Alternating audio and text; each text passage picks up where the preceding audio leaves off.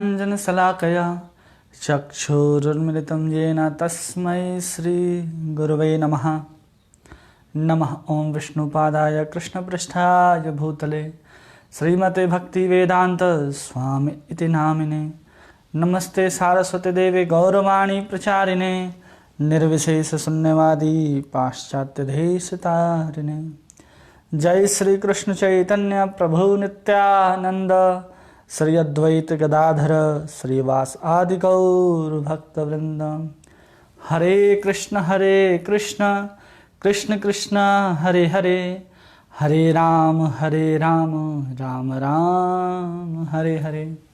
गुरुवे गौरचंद्राय राधिकाय तदाले कृष्णाय कृष्ण भक्ताय तद्भक्ताय नमो नमः।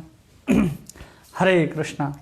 आप सभी का इस भगवत गीता कोर्स में आप सभी का बहुत बहुत स्वागत है, जिसके अंतर्गत आज हम लोग भगवान के द्वारा इस अद्भुत वाणी को सुनते हुए जो अर्जुन श्रवण पान कर रहा है महाभारत के उस मैदान में, उस संघर्ष के बीच में, उस कोलाहल के बीच में भगवान कृष्ण अर्जुन को इन दिव्य श्लोकों के द्वारा दिव्य ज्ञान का वर्णन भगवान श्री कृष्ण अर्जुन को कर रहे हैं।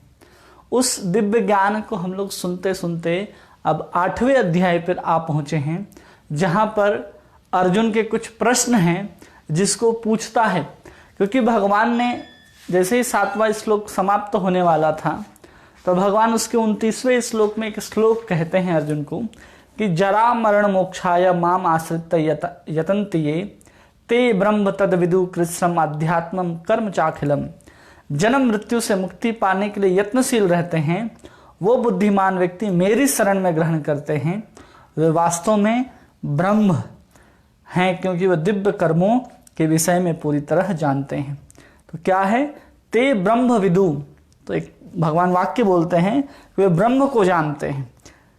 कर्म कृष्णम, कर्म चाखिलम, वो कर्म को जानते हैं और अध्यात्म को जानते हैं। और फिर भगवान कहते हैं साधि भूतम आदि देव माम साधि यज्ञम चये विदु प्रयाण काले अपि च माम ते विदुयुक्त चेतसाः। भगवान कहते हैं वो सदी भूत को भी जानता है, सदी यज्ञ को भी जानता है, और प्रयाण काल में जब व्यक्ति शरीर छोड़ रहा होता है उस समय भी मुझसे युक्त रहता है, तो वो मुझे समझ सकता है। भगवान ने इन वाक्यों के साथ 7वें अध्याय को पूरा किया था।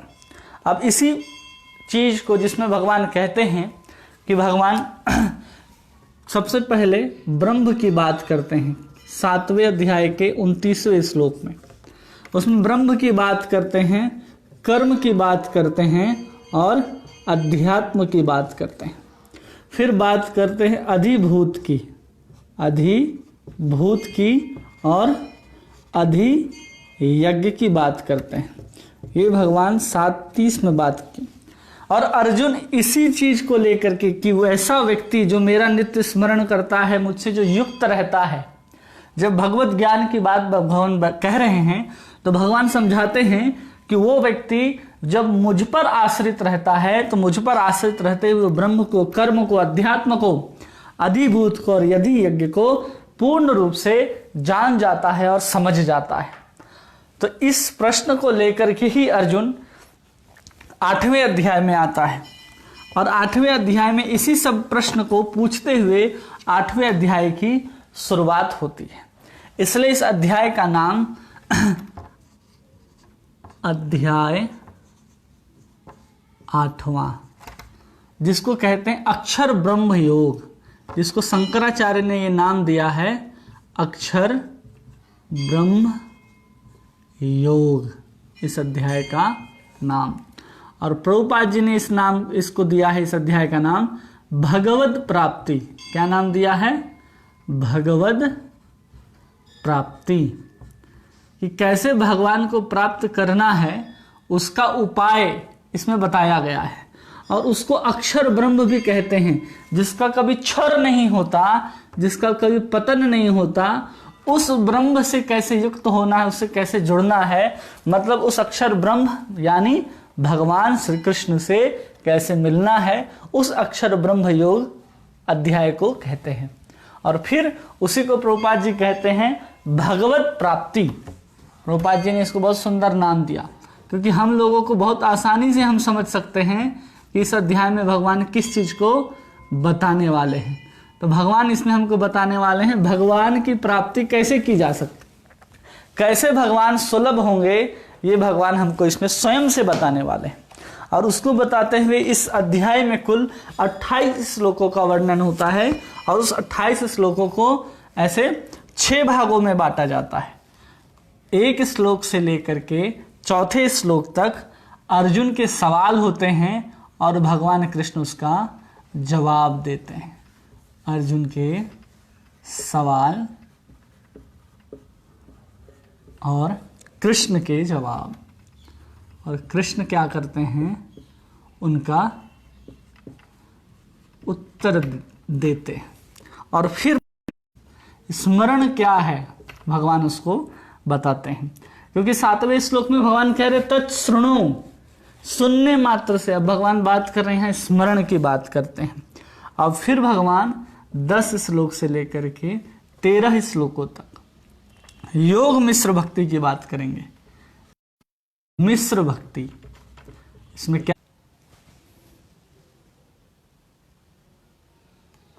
हरे कृष्ण कृष्ण कृष्ण हरे हरे राम, राम राम हरे हरे कृष्ण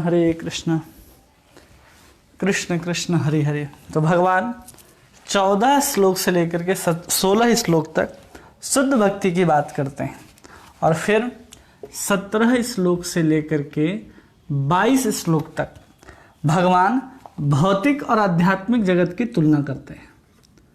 आध्यात्मिक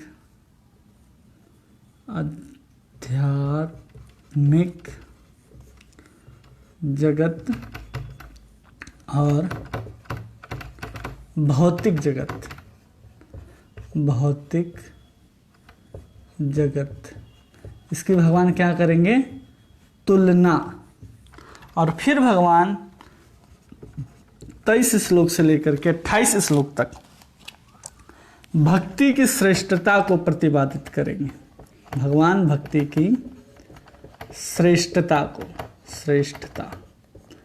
को प्रतिपादित करेंगे। किस लिए, तो परम सत्य को प्राप्ति के लिए, परम सत्य की प्राप्ति के लिए।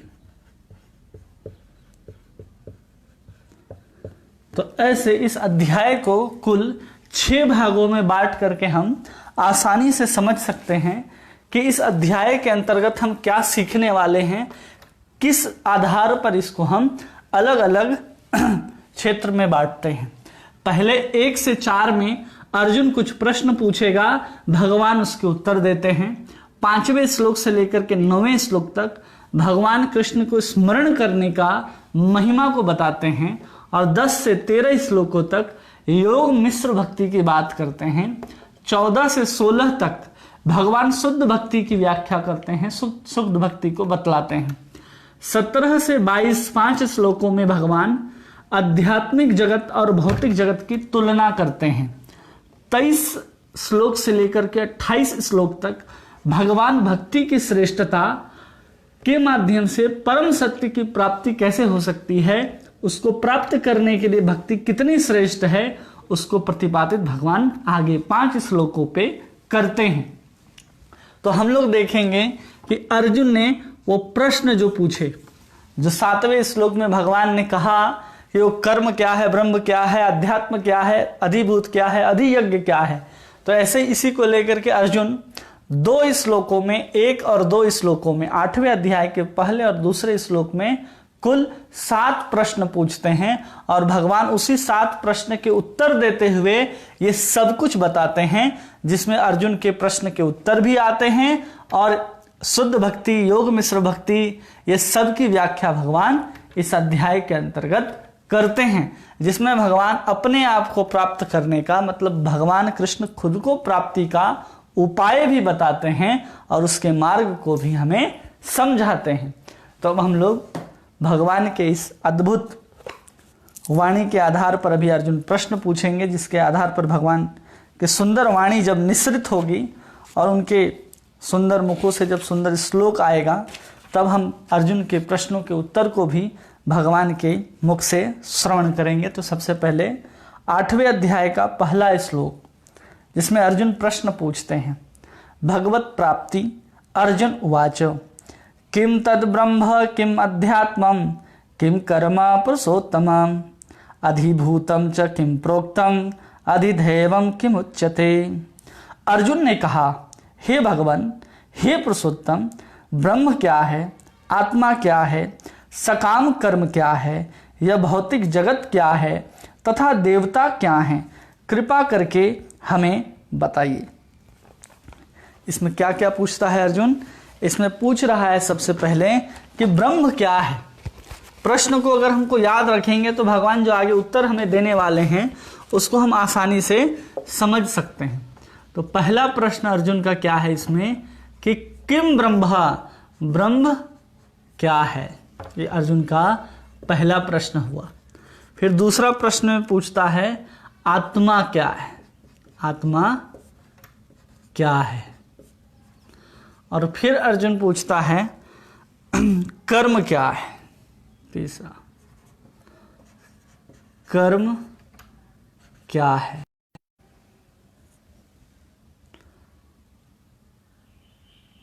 किम देवतम, कर्म क्या है। और फिर भगवान से प्रश्न पूछता है अर्जुन कि भौतिक जगत क्या है, ये भौतिक जगत क्या है। मतलब यहां प्रश्न है अर्जुन का अधिभूत से। किससे प्रश्न है? अधिभूत क्या है, भौतिक जगत को अधिभूत कहते हैं। और फिर 5वां प्रश्न है अर्जुन का कि देवता क्या है, देवता क्या है। इसको कहते हैं अधिदेव, अधिदेव। तो भगवान कृष्ण अर्जुन भगवान कृष्ण से ये 5 प्रश्न पूछता है, जिसमें पहला प्रश्न है कि ब्रह्म क्या है, दूसरा आत्मा क्या है, तीसरा कर्म क्या है, चौथा अधिभूत जिसको भौतिक जगत कहते हैं, अधिदेव मतलब देवता क्या है। इस प्रश्न को पूछता है अर्जुन। और इसी की व्याख्या करते हुए भगवान कर्म की, भक्ति की, योग की और शुद्ध भक्ति की व्याख्या इसके अंतर करते हैं। और हम कभी कभी आत्मा जो शब्द है, इस आत्मा को समझाते हुए प्रभुपाद जी हमको समझाते हैं कि आत्मा का अर्थ कभी कभी क्या होता है, मन होता है, कभी इंद्रियां होती हैं, कभी बुद्धि होता है। ये सब क्या हैं? उसी आत्मा के ही अलग अलग नाम हैं। और कभी कभी आत्मा को, शरीर को भी हम आत्मा कहते हैं। जब हम पढ़ रहे हैं किसी चीज को तो कभी कभी आत्मा जो शब्द है मन के लिए भी प्रयुक्त हो जाता है, कभी इंद्रियां के लिए भी प्रयुक्त करते हैं, कभी बुद्धि के लिए भी और कभी शरीर के लिए भी। और इसमें बहुत सुंदर बात यह है कि अर्जुन भगवान से क्या कहता है कि कर्म पुरुषोत्तम, भगवान को जिस शब्द से बोल करके संबोधित कर रहा है वो शब्द क्या है? पुरुषोत्तम। भगवान को कह रहा है आप कौन हैं? पुरुषों में जो श्रेष्ठ हैं, उस भगवान से ये प्रश्न पूछा जा रहा है। यहां भगवान श्री कृष्ण से या फिर अपने सखा से नहीं पूछ रहा अर्जुन। यहां पर अर्जुन सखा से ना पूछ करके उस परम सत्य से ही पूछ रहा है, क्योंकि जिनसे वो पूछ रहा है उनको परम सत्य मान करके ही पूछ रहा है। क्योंकि पूछने के बाद जो प्रश्न है अर्जुन के, वो निश्चित रूप से, संपूर्ण रूप से समाधान हो जाएंगे। इसलिए अर्जुन भगवान को पुरुषोत्तम कह करके संबोधित कर रहा है। वही है ब्रह्म, कर्म, अधिभूत, अधिदेव, अधियज्ञ। और फिर आगे अर्जुन पूछेगा कि जो अधियज्ञ के बारे में पूछेगा। अभी अधिदेव पूछा, अधिभूत पूछा, अब आगे के जो श्लोक है उसमें अर्जुन पूछेगा अधियज्ञ क्या है। और उस अधियज्ञ के बाद पूछेगा कि मरते समय व्यक्ति अपने चेतना को आपके ऊपर स्थापित या कैसे करता है, मरने समय आपको कोई स्मरण कैसे करता है। ऐसे 7 प्रश्न पूछेगा। यहाँ 5 और अगले श्लोक में अर्जुन 2 प्रश्न और पूछता है, उसको हम लोग देख लेते हैं। तो अर्जुन का अगला प्रश्न है तब एक ही साथ हम लोग इसके अर्थ को या तात्पर्य को समझने का प्रयास करेंगे। अक्षर श्लोक संख्या 2। अधियज्ञ कथम को अत्र देहे अस्मिन् मधुसूदनः प्रयाण काले च कथम गेयम असि नियतात्मभि। हे मधुसूदन, यज्ञ का स्वामी कौन है?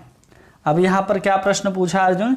यज्ञ का स्वामी कौन है, मतलब यहां पूछा अधियज्ञ क्या है, अधियज्ञ क्या है। और फिर पूछता है अर्जुन, और मृत्यु के समय भक्ति में रहने वाला आपको कैसे जान पाता है? दो प्रश्न हैं कि अधियज्ञ कौन है, वो शरीर में कैसे रहता है? अधियज्ञ है, कहाँ रहता है वो? शरीर में। और 7वां प्रश्न है कि मृत्यु के समय वो कोई व्यक्ति आपको कैसे जान पाता है?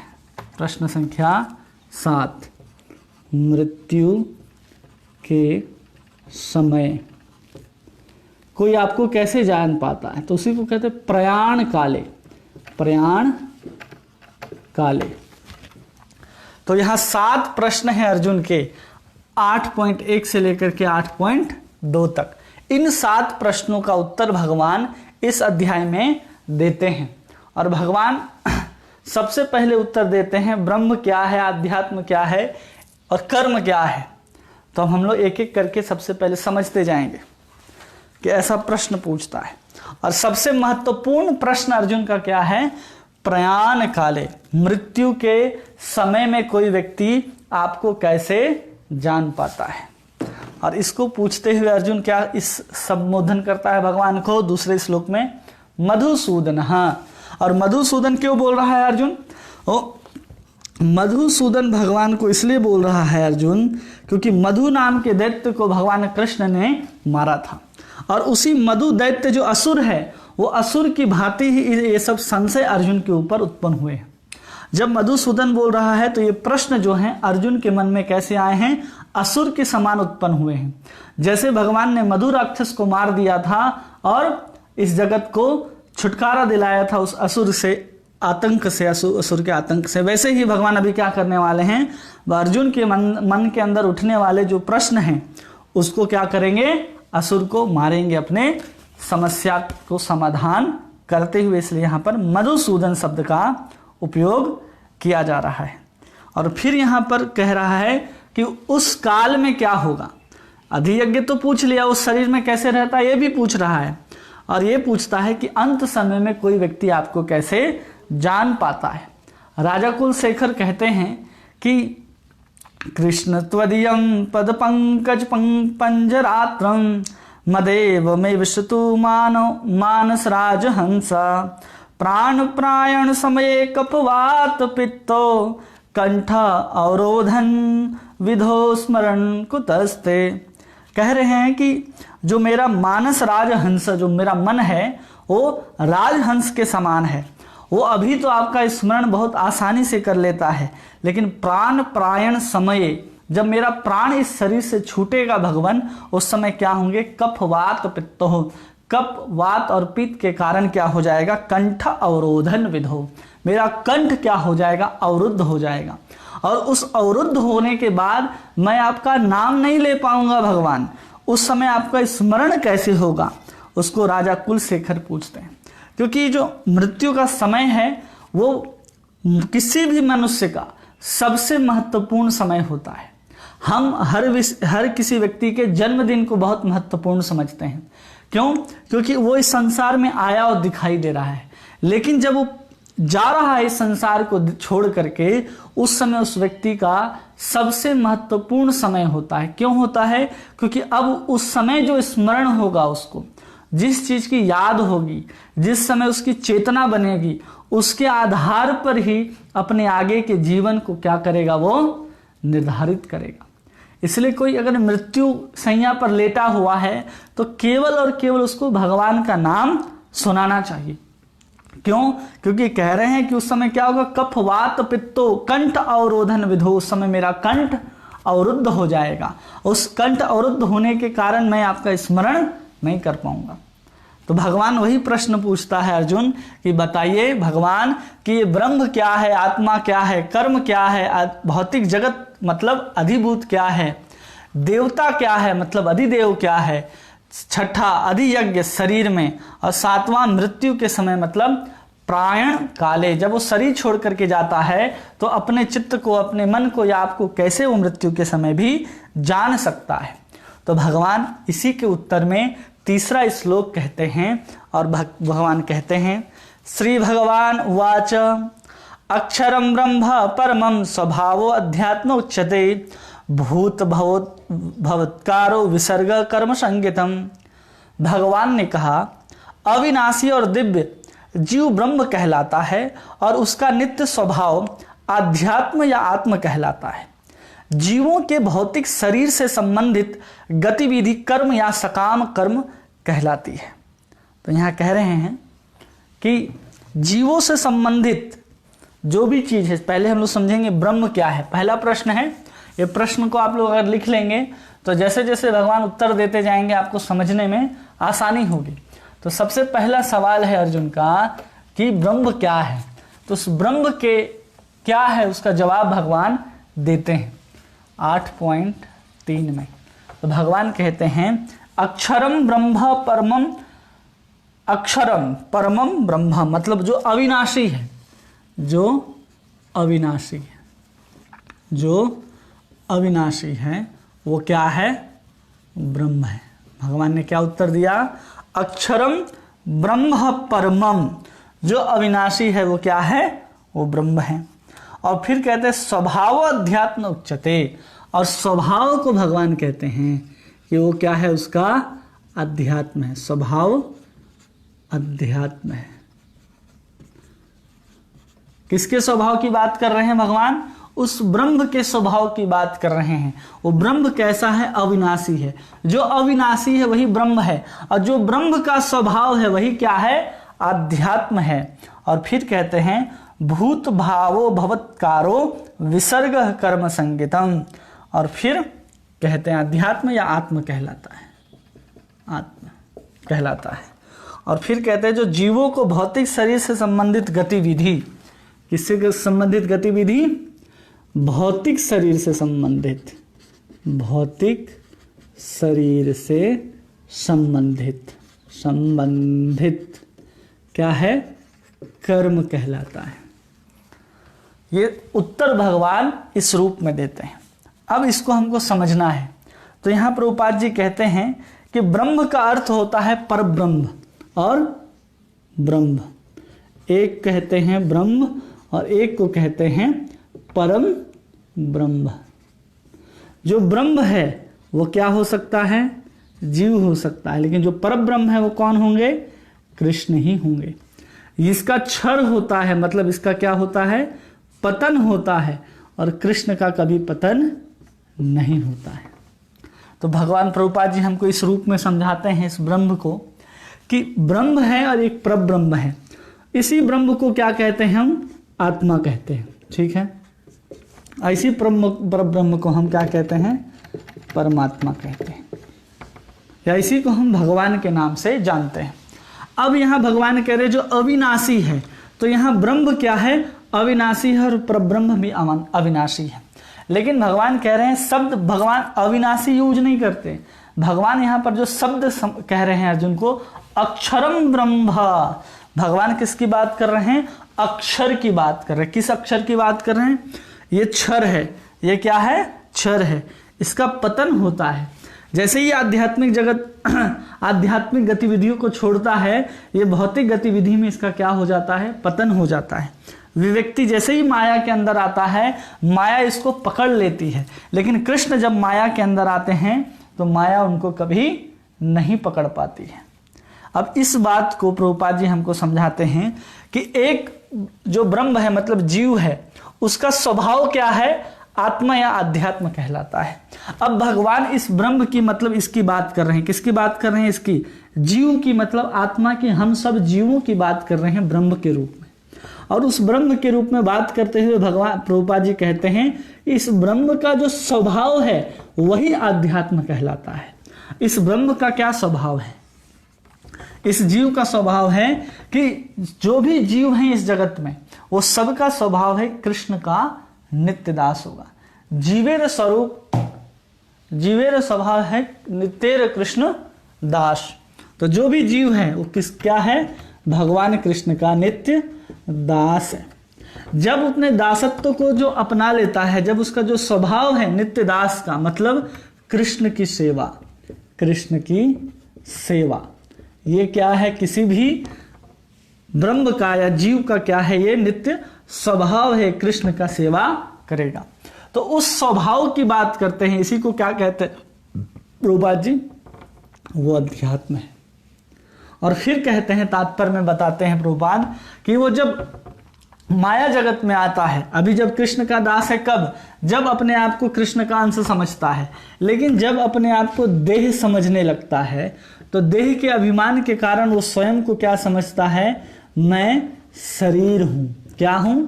शरीर हूं। वो अपने आप को आत्मा समझता ही नहीं है या कृष्ण का मैं दास हूं, ऐसा समझ ही नहीं पाता है। कौन सा जीव? जो क्षर है। उस जीव की बात करते हुए प्रभुपाद जी पूरे तात्पर्य को लिखते हैं। उसी जीवात्मा को कभी कभी ब्रह्म कहा जाता है। जब वो प्रकृति से मिल जाता है या पदार्थ से मिल जाता है तो उसी का अहंकार उसके अंदर आ जाता है कि मैं क्या हूं? ये शरीर है। लेकिन जैसे ही अपने पहचान को वो क्या करता है? भगवान के साथ जोड़ लेता है। उस नित्य स्वभाव को ही यहां पर अध्यात्म कहा जा रहा है। प्रभुपाद जी लिखते हैं कि भौतिक या आध्यात्मिक प्रकृति के साथ अपनी पहचान के अनुसार उसे भौतिक या आध्यात्मिक शरीर की प्राप्ति होती है। तो ऐसे प्रभुपाद जी इस तात्पर्य को समझाते हैं। अब हम समझेंगे कि इसको बलदेव विद्याभूषण कैसे समझाते हैं या विश्वनाथ चक्रवर्ती ठाकुर कैसे समझाते हैं। ठीक है, तो इसको हम हटाते हैं। अब यहां पर भगवान कह रहे अक्षरम ब्रह्म परमम, कि जो अक्षर है वही क्या है?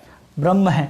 तो यहां पर जिस ब्रह्म की भगवान बात करते हैं या बलदेव विद्याभूषण जिस आधार पर समझाते हैं, तो उस ब्रह्म को क्या कह रहे हैं? वो परम ब्रह्म समझते हैं। क्योंकि भगवान कह भी रहे हैं कि अक्षरम ब्रह्म परमम। तो बलदेव विद्याभूषण और विश्वनाथ चक्रवर्ती ठाकुर क्या करते हैं? इस अक्षर को लेकर के समझाते हैं। ये जो अक्षर है वो क्या है? अविनाशी है और नित्य है। उस अविनाशी और नित्य के बारे में कहा जाता है, जैसे श्रीमद् भागवतम कहती है कि यन मित्रम परमानंदम पूर्ण ब्रह्म सनातनम, यही पूर्ण ब्रह्म है और यही सनातन है, मतलब अक्षर है। और चैतन्य चरितामृत क्या कहती है कि अहम यह नंदम वंदे यस्यालिंदे परम ब्रह्म, वही भगवान ब्रह्म है, वही पर ब्रह्म है जो नंद नंदन के आंगन में, मतलब यशोदा के आंगन में जो क्रीड़ा कर रहा है, वही भगवान कृष्ण कौन है? पर ब्रह्म है। ऐसा चैतन्य चरितामृतकार कहते हैं। तो यहां पर जो ब्रह्म की बात हो रही है, जिस ब्रह्म अविनाशी की बात हो रही है, वो कृष्ण की बात हो। और फिर जब स्वभाव की बात हो रही है तो इसका अर्थ लगाते हैं कि उस स्वभाव का मतलब होता है जीव। उस स्वभाव का मतलब क्या होता है? जीव अर्थात आत्मा। किसका स्वभाव है ये? कृष्ण का स्वभाव है। क्योंकि उसका जो स्वभाव है वो स्व में स्थित रहता है, अपने भावनाओं में क्या है? स्थित रहता है। स्वभाव का मतलब क्या होता है? स्व मतलब अपना और भाव, अपने भाव में स्थित रहने वाला। तो ब्रह्म जो है वो क्या है? कृष्ण है। और फिर जब आध्यात्म की बात करते हैं तो उस अध्यात्म की बात करते हुए जो स्वभाव की बात है वो आत्मा ही उसका स्वभाव है। ऐसा बलदेव विद्याभूषण हमको बताते हैं। और कर्म किसको कहते हैं? कि जिसके कारण जो विसर्ग है, जो कुछ भी हम भगवान को अर्पित करते हैं या देवताओं को देते हैं, इस संसार में जो कुछ भी उत्पन्न होता है उसके माध्यम से हम क्या करते हैं? कर्म करते हैं। यहां पर अर्थ लगाया गया है कर्म को सकाम कर्म। क्या करते हैं इसको? सकाम कर्म। तो जो भी संसार में उत्पन्न हुआ है हम उसको देवताओं के निमित्त क्या करते हैं? दान आदि यज्ञ आदि करते हैं, जिससे क्या होता है? आगे की हमारी गति बनती है, जिसमें हमें स्थूल शरीर या सूक्ष्म शरीर की प्राप्ति होती है और हमारा फिर नया शरीर का निर्माण होता है।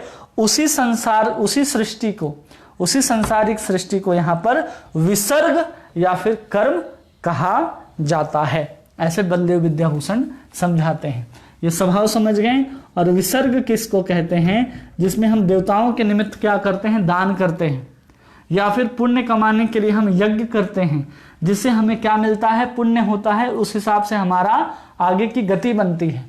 जैसे हम जो पुण्य करता है तो उसको अच्छी गति मिलेगी, अच्छा शरीर प्राप्त होगा, वो स्वर्ग लोक में जाएगा। तो उसकी क्या हुई? एक स्थूल शरीर और एक सूक्ष्म शरीर की रचना हुई। किसके आधार पर? विसर्ग, उसके कर्म के आधार पर। उसी कर्म को यहाँ कहा जा रहा है संसार। ये संसार क्या हो रहा है? कर्म को यहाँ पर संसार कहा जा रहा है। जैसा कर्म करेगा उसी हिसाब से उसका क्या बनेगा? संसार बनेगा। तो यहाँ कर्म का अर्थ संसार भी होता है। कर्म का अर्थ हमारा फल भी हो रहा है, जिसको हम प्राप्त करने वाले हैं। तो एक ही कर्म को, पहले हम कर्म की परिभाषा आपको बता चुके हैं, लेकिन अभी यहाँ कर्म की बात हो रही है।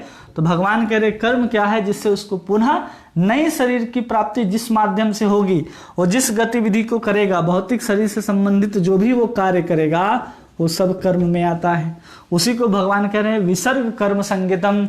उसी को कर्म कहते हैं जो संसार की रचना कर रहा है हमारे कर्मों के आधार पर। और फिर 5 प्रकार के अग्नि और यज्ञ की बात प्रभुपाद जी इसमें लिखते हैं। क्यों लिखते हैं इसको समझना है। अगर हम आपको याद हो तो हम बताए थे जहां पर कि कर्म से यज्ञ उत्पन्न होता है, यज्ञ से वर्षा, और वर्षा से फिर क्या उत्पन्न होता है? अन्न, और अन्न से जीवात्माओं की उत्पत्ति होती है। तो उसी को लेकर के भगवान प्रभुपाद जी हमको समझाते हैं कि 5 प्रकार की अग्नि होती है। क्या कह रहे हैं प्रभुपाद जी? 5 प्रकार की अग्नि होती है, और उसमें 5 प्रकार की आहुतियां डाली जाती हैं। तो सबसे पहले जिस अग्नि की बात भगवान कह रहे हैं वो है अग्नि, स्वर्ग। सबसे पहले भगवान क्या, प्रभुपाद जी क्या समझाते हैं? स्वर्ग है। दूसरा क्या है? बादल है। तीसरा है पृथ्वी है। क्या है? पृथ्वी है। फिर मनुष्य है, और फिर स्त्री है। ये 5 प्रकार की अग्नि की भगवान बात करते हैं। और इसमें फिर भगवान आहुति की भी बात करते हैं कि 5 प्रकार की आहुतियां इसमें डाली जाती हैं। तो पहला है यहाँ पर आहुति के रूप में श्रद्धा, फिर सोम, पृथ्वी, अन्न, अन्न है, वर्षा है, वर्षा क्या है?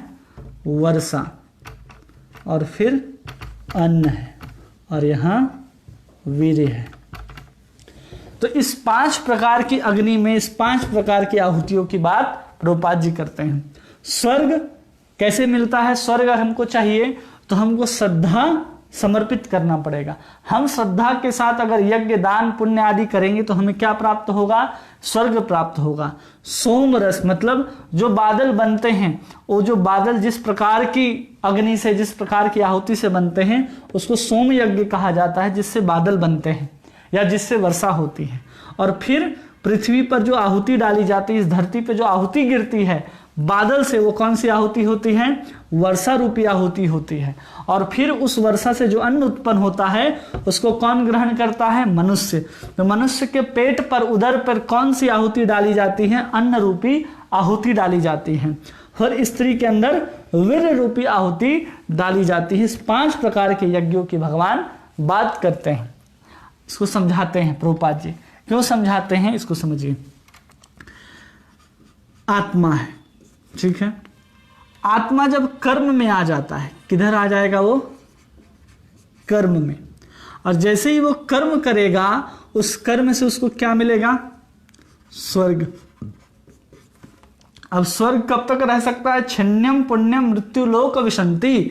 जैसे ही उसका पुण्य समाप्त होगा, वो स्वर्ग से कहाँ आ जाएगा? बादल में। और बादल से जब पृथ्वी पर गिरेगा तो कैसे गिरेगा? वर्षा के रूप में गिरेगा।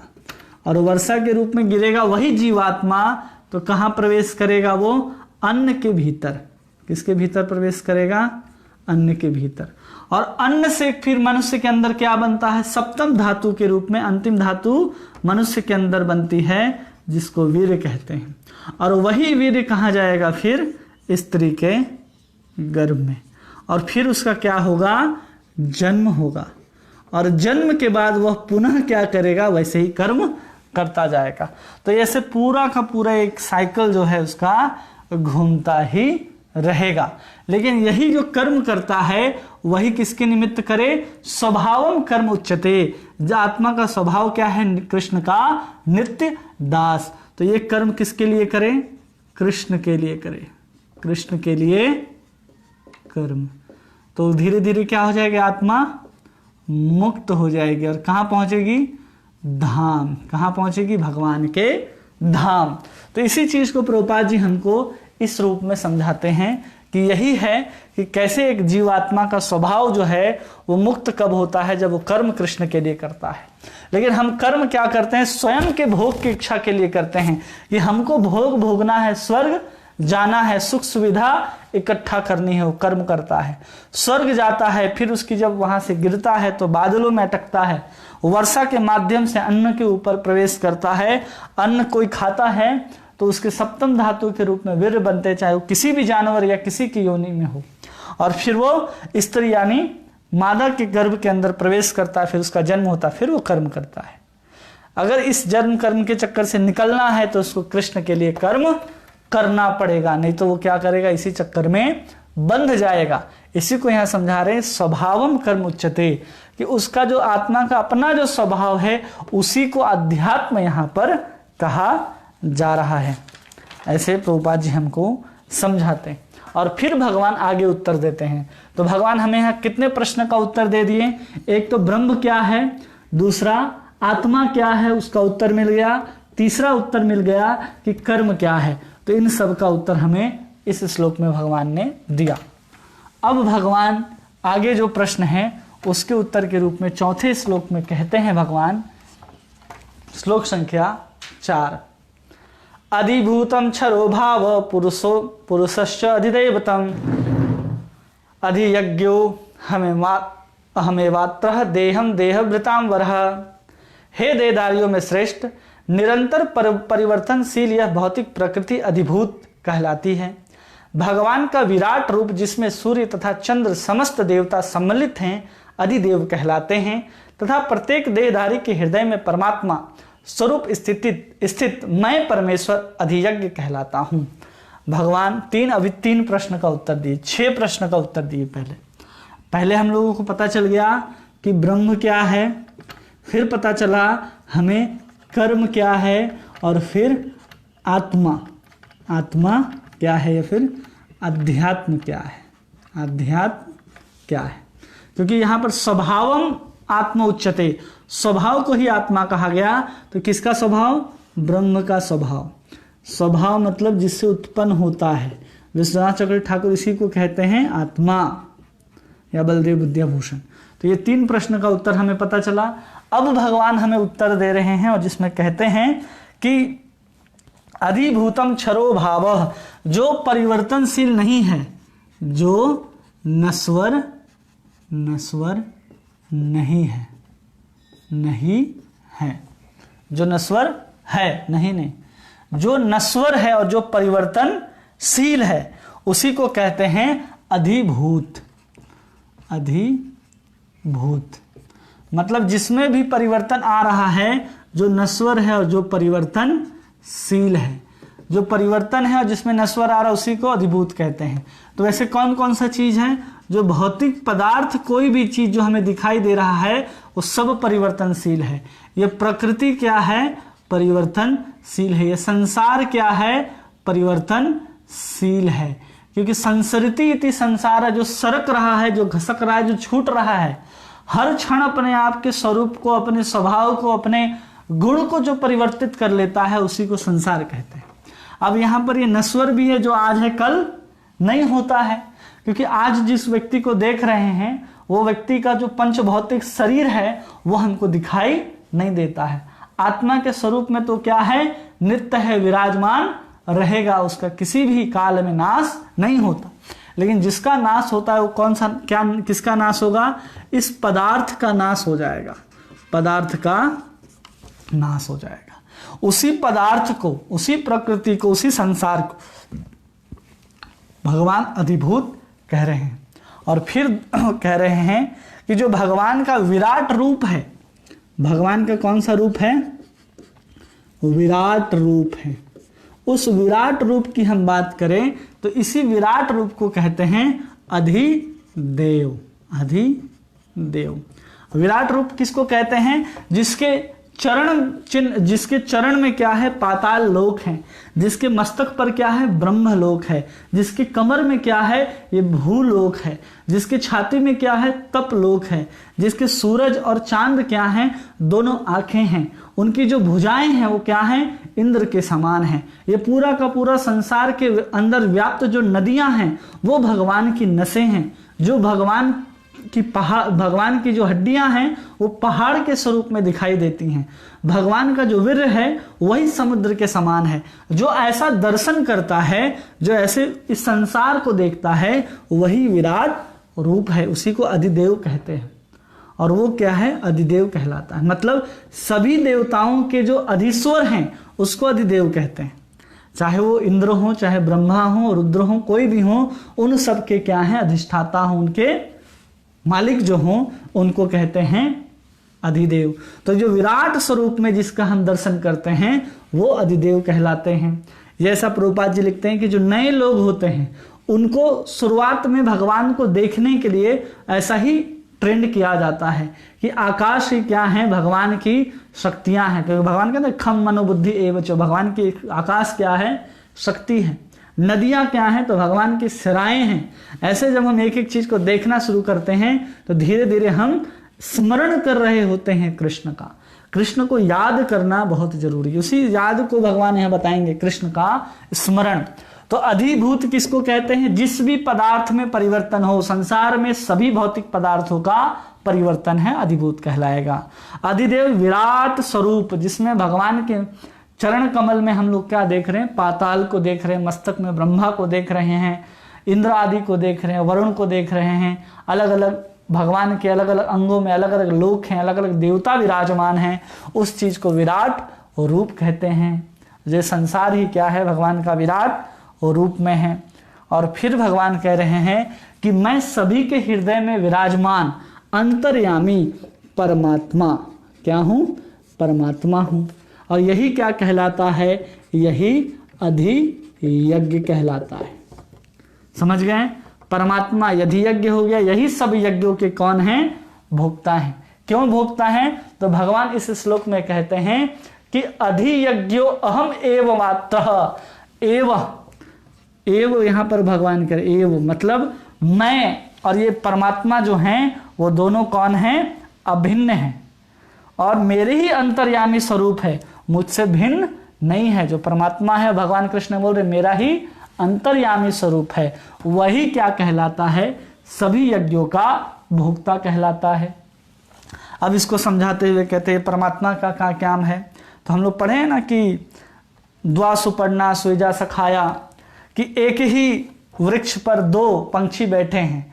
एक वृक्ष के फलों को खा रहा है और दूसरा सिर्फ साक्षी रूप में उनको देख रहा है। वैसे ही इन परमात्मा जो है हमारे हृदय में विराजमान है। केचित स्वदेहांत हृदयावकाशो प्रदार मातृ पुरुषम वसंतम। तो इस तात्पर्य में कहते हैं जो हमारे हृदय के आकाश में है, हृदय प्रकोष्ठ में जो विराजमान है प्रदेश मात्रम, तो उसको कहते हैं कितना उनका हाइट है? तो कहते हैं अंगुष्ठ मात्रम, अंगूठे के समान परमात्मा, अंगूठे के आकार। जिस व्यक्ति का जितना बड़ा अंगूठा होगा उतने ही बड़े अंगूठे के रूप में हृदय कंदरा के भीतर परमात्मा विराजमान है। और श्रीधर महाराज बताते हैं कि व्यक्ति के अंदर जो परमात्मा है, ये दो अंगुली है, एक तर्जनी और अंगुष्ठ दिख रहा है, ये अंगूठा और ये तर्जनी, इसको आपस में लगाएंगे तो ये जो तर्जनी है, अंगुष्ठ से लेकर के ये तर्जनी तक जो हिस्सा जा रहा है, इतने बड़े सबके हृदय में बैठे हुए परमात्मा होते हैं। और उसी को विश्वनाथ चक्रवर्ती ठाकुर कहते हैं ये अंगुष्ठ मात्रम। जितना बड़ा व्यक्ति का अंगूठा है उतने ही बड़े हृदय के अंदर बैठे हुए परमात्मा का साइज होता है, आकार होता है। उस साइज में भगवान क्या करते हैं? हृदय में बैठते हैं। और इसी को अपने कवि बिल्वमंगल ठाकुर कहते हैं कि चिंतामणिर जयति सोमगिरी गुरु में शिक्षा गुरुश्च भगवान सिख शिखिपक्ष मौली। कहते हैं कि उसे वही जो परमात्मा है वही मेरे शिक्षा गुरु के रूप में विराजमान है, और वही क्या है, तेज पुंज भगवान कृष्ण का क्या है, सिख पुच्छ मौली, जो हृदय के भीतर सुंदर श्याम वर्ण का है और वो सर पर मोर का पंख लगाए हुए है, वो हृदय में बैठे हुए परमात्मा है। एव शब्द के लिए ये दृष्टांत दिया जा रहा है कि कृष्ण ही हमारे हृदय में बैठे हुए हैं। तो भगवान ने बताया कि ये क्या है, ये 6 प्रश्नों का उत्तर भगवान ने दे दिया। 3 अधिभूत, अधिदेव, अधियज्ञ, 6 प्रश्न का उत्तर भगवान ने इन 2 श्लोकों में दिया है। अब जो आखिरी जो है प्रश्न कि अंत काल में कोई व्यक्ति आपको कैसे जान जाता है भगवान, अब उस चीज का उत्तर देते हुए भगवान 13 श्लोकों तक जाते हैं। 13 श्लोकों तक भगवान अभी उत्तर देंगे, किसका, केवल और केवल प्रयाण काल का, कि कैसे कोई हमको इस चीज के बारे में जान जाता है मृत्यु के समय। ब्रह्म क्या है, अधिदेव क्या है, अधिभूत क्या है, अध्यात्म क्या है, सब भगवान ने बताया। अब केवल प्रयाण काल को बताने के लिए भगवान कह रहे हैं अगला श्लोक, अंतकाले च मामेव स्मरण मुक्त्वा कलेवरम यह प्रयाति समद्भावम याति नास्तत्र संशयः। भगवान कहते हैं और जीवन के अंत काल में केवल मेरा स्मरण करते हुए शरीर का त्याग करता है, वह तुरंत ही मेरे स्वभाव को प्राप्त करता है, इसमें रंच मात्र भी संदेह नहीं है। कब, जीवन के अंत काल में। इसको ध्यान रखिए, जीवन के अंत काल में क्या करता है, मेरा स्मरण करता है, मेरा स्मरण करता है। वो क्या करेगा, मेरे भाव को प्राप्त करेगा, मेरे भाव को, मद भावम को प्राप्त करता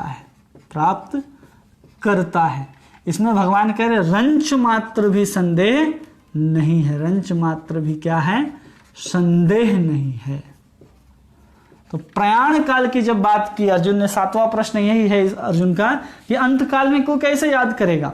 जैसे हमने 7वें अध्याय के 3वें श्लोक में कहा था कि जो भगवान के स्मरण से युक्त है, जो अपने योग युक्त से भगवान के चरणों में आश्रित हो गया है, वो अंत काल में भी भगवान का क्या कर लेगा, आसानी से स्मरण कर लेगा।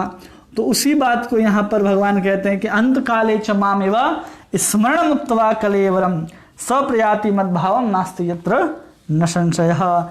इसमें कोई भी संदेह नहीं है। कब, तो ये जानना है कि प्रयाण काले, जीवन के अंत समय में, प्रयाण काले। ये भी हम शुरू में जब भी आज का प्रवचन शुरू हुआ, आज का क्लास, हमने कहा कि कोई भी व्यक्ति का सबसे महत्वपूर्ण समय क्या है, उसका मृत्यु का समय। क्योंकि पूरे जीवन हम जो कुछ भी करेंगे वो हमारे सामने मृत्यु के समय उपस्थित होकर के ही आएगा। और जो कभी भी भजन नहीं करता है, जिसने भगवान का कभी स्मरण करने का प्रयास किया ही नहीं, उसके सामने, उसके मन में कभी भी भगवान का स्मरण नहीं होगा। लोग कहते हैं ना कि अगर इतना आसान है भगवान को प्राप्त करना, तो हम मरते समय भगवान का नाम ले लेंगे। कभी भी संभव नहीं है, क्योंकि जब तक व्यक्ति शुद्ध नहीं होगा, अंत काल में भगवान का नाम ले ही नहीं सकता। रामचरितमानस में कहते हैं ना कि कोटि जन्म मुनि जतन कराही, अंत राम मुख आवत नाही। करोड़ों जन्म तक मुनि लोग जतन करते हैं कि अंत समय में मेरे मुख से राम निकल जाए, वो राम नहीं निकलता। कब, वो मुनि लोग जो अपने योग साधना से अपने इंद्रियों को रोक करके क्या करते हैं, जीवन भर तपस्या करते हैं, भगवान का स्मरण करने का प्रयास करते हैं, उनको भी क्या होता है, अंत मुख कहीं आवत नाही, मतलब उनके मुख में भी राम नहीं आता है। और हम सोचते हैं कि हम विषयों का भोग भोगते हुए, सांसारिक जीवन का आनंद लेते हुए, ऐसो आराम की जिंदगी जीते हुए, अंतिम में हम एक बार कृष्ण का नाम ले लेंगे, राम का नाम ले लेंगे और मेरा उद्धार हो जाएगा। ये संभव है, लेकिन आप कभी भी नाम नहीं ले सकते, क्योंकि आपने क्या किया है, जीवन भर प्रयास नहीं किया है। जो भी हम जीवन भर करते हैं वही हमारे सामने मृत्यु के समय उपस्थित होता है।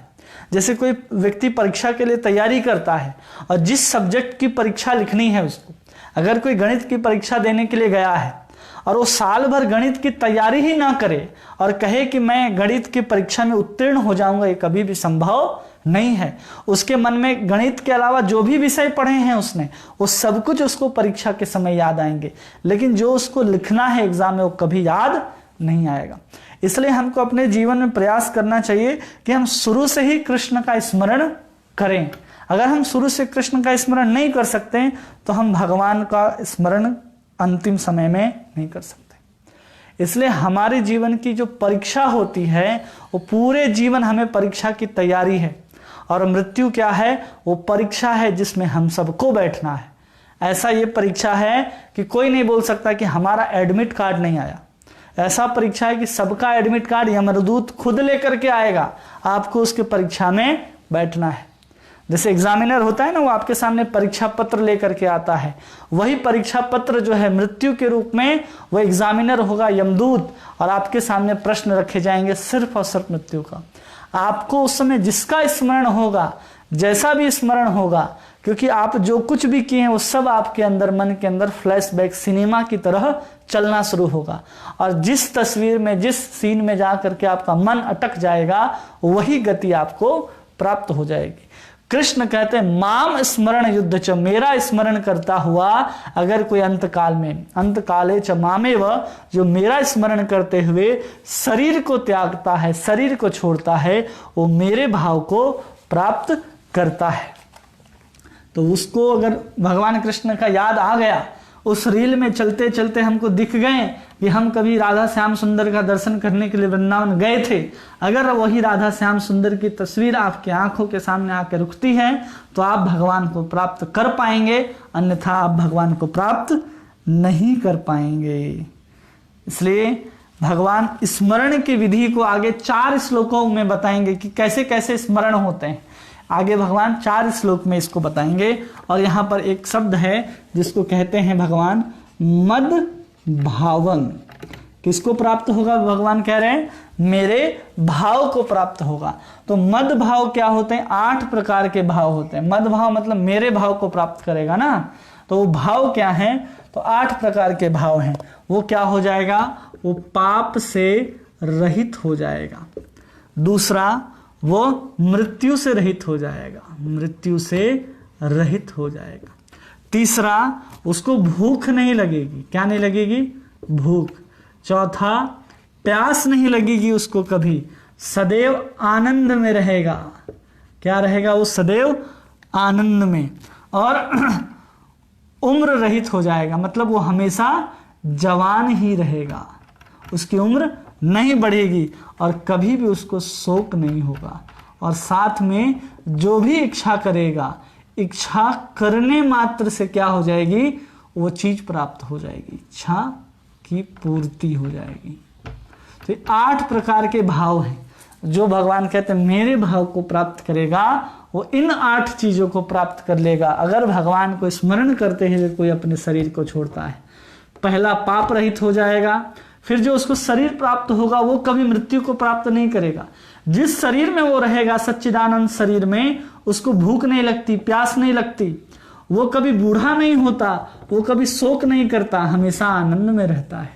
और जो भी इच्छा करेगा वो उसकी इच्छा तुरंत पूरी हो जाएगी। इसी को कह रहे भगवान स मद भावम, वो मेरे भाव को प्राप्त कर लेगा। अब इसको समझाते हुए प्रभुपाद जी कहते हैं कि इस चीज को अगर हमें प्रयास करना है कि हम अंत काल में कृष्ण को स्मरण कर सकें, तो हमें अल्प काल से ही, जैसे प्रहलाद महाराज कहते हैं ना कि कौमार आचरित प्राज्ञो धर्मन भागवतान ही, हमें अपने धर्म का क्या करना चाहिए? कौमार आचरित, सुबह मतलब जीवन के भोर से ही प्रयास करना चाहिए, बचपन से ही हमें प्रयास करना चाहिए कि हम भगवान कृष्ण का नाम ले, और निरंतर हम हरे कृष्ण कृष्ण कृष्ण हरे हरे, हरे राम राम राम हरे हरे। हम अगर इसका जप निरंतर करते हैं तो उस जप के माध्यम से हम क्या हो जाएंगे? शुद्ध हो जाएंगे। और उस शुद्धता के कारण हमारे अंदर क्या आएगा? उस समय कृष्ण का स्मरण आएगा, नहीं तो हम कृष्ण का स्मरण नहीं कर सकते हैं। अब भगवान बताते हैं 6ठे श्लोक में, ये तो बता दिए कि भगवान प्रयाण काल में कैसे जाएगा। अब 4 प्रकार के भगवान बताते हैं, अलग अलग प्रकार के 4 श्लोकों में वर्णन करते हैं भगवान कि कैसे स्मरण करता है और क्या गति होती है। तो भगवान कहते हैं उसमें, यम यम वापि स्मरण भाव तेजनन्ते कलेवरम तम तमेवेति कौन्तेय सदा तद भाव भावितः। हे कुंती पुत्र, शरीर त्यागते समय मनुष्य जिस जिस भाव का स्मरण करता है वह उस भाव को निश्चित रूप से प्राप्त कर लेता है। क्या कह रहे हैं भगवान? अंत काल में जिसका स्मरण करेगा, अंत काल में जिसका भी स्मरण करेगा वो उस भाव को प्राप्त कर लेगा निश्चित रूप से। किसको प्राप्त कर लेगा? उस भाव को प्राप्त कर लेगा, एकदम निश्चित रूप से प्राप्त कर लेगा। भगवान कह रहे हैं कि यम यम वापि स्मरण भाव तेजंत, जो जिस चीज को स्मरण करेगा। अगर कोई मृत्यु के समय गधा को सोच रहा है फॉर एग्जाम्पल, तो क्या बनेगा अगले जीवन में? गधा बनेगा। कोई लोमड़ी को सोच रहा है तो क्या बनेगा? लोमड़ी बनेगा। लेकिन वो गधा और लोमड़ी को, कुत्ते को, मुर्गे को, शेर को क्यों सोच रहा होगा?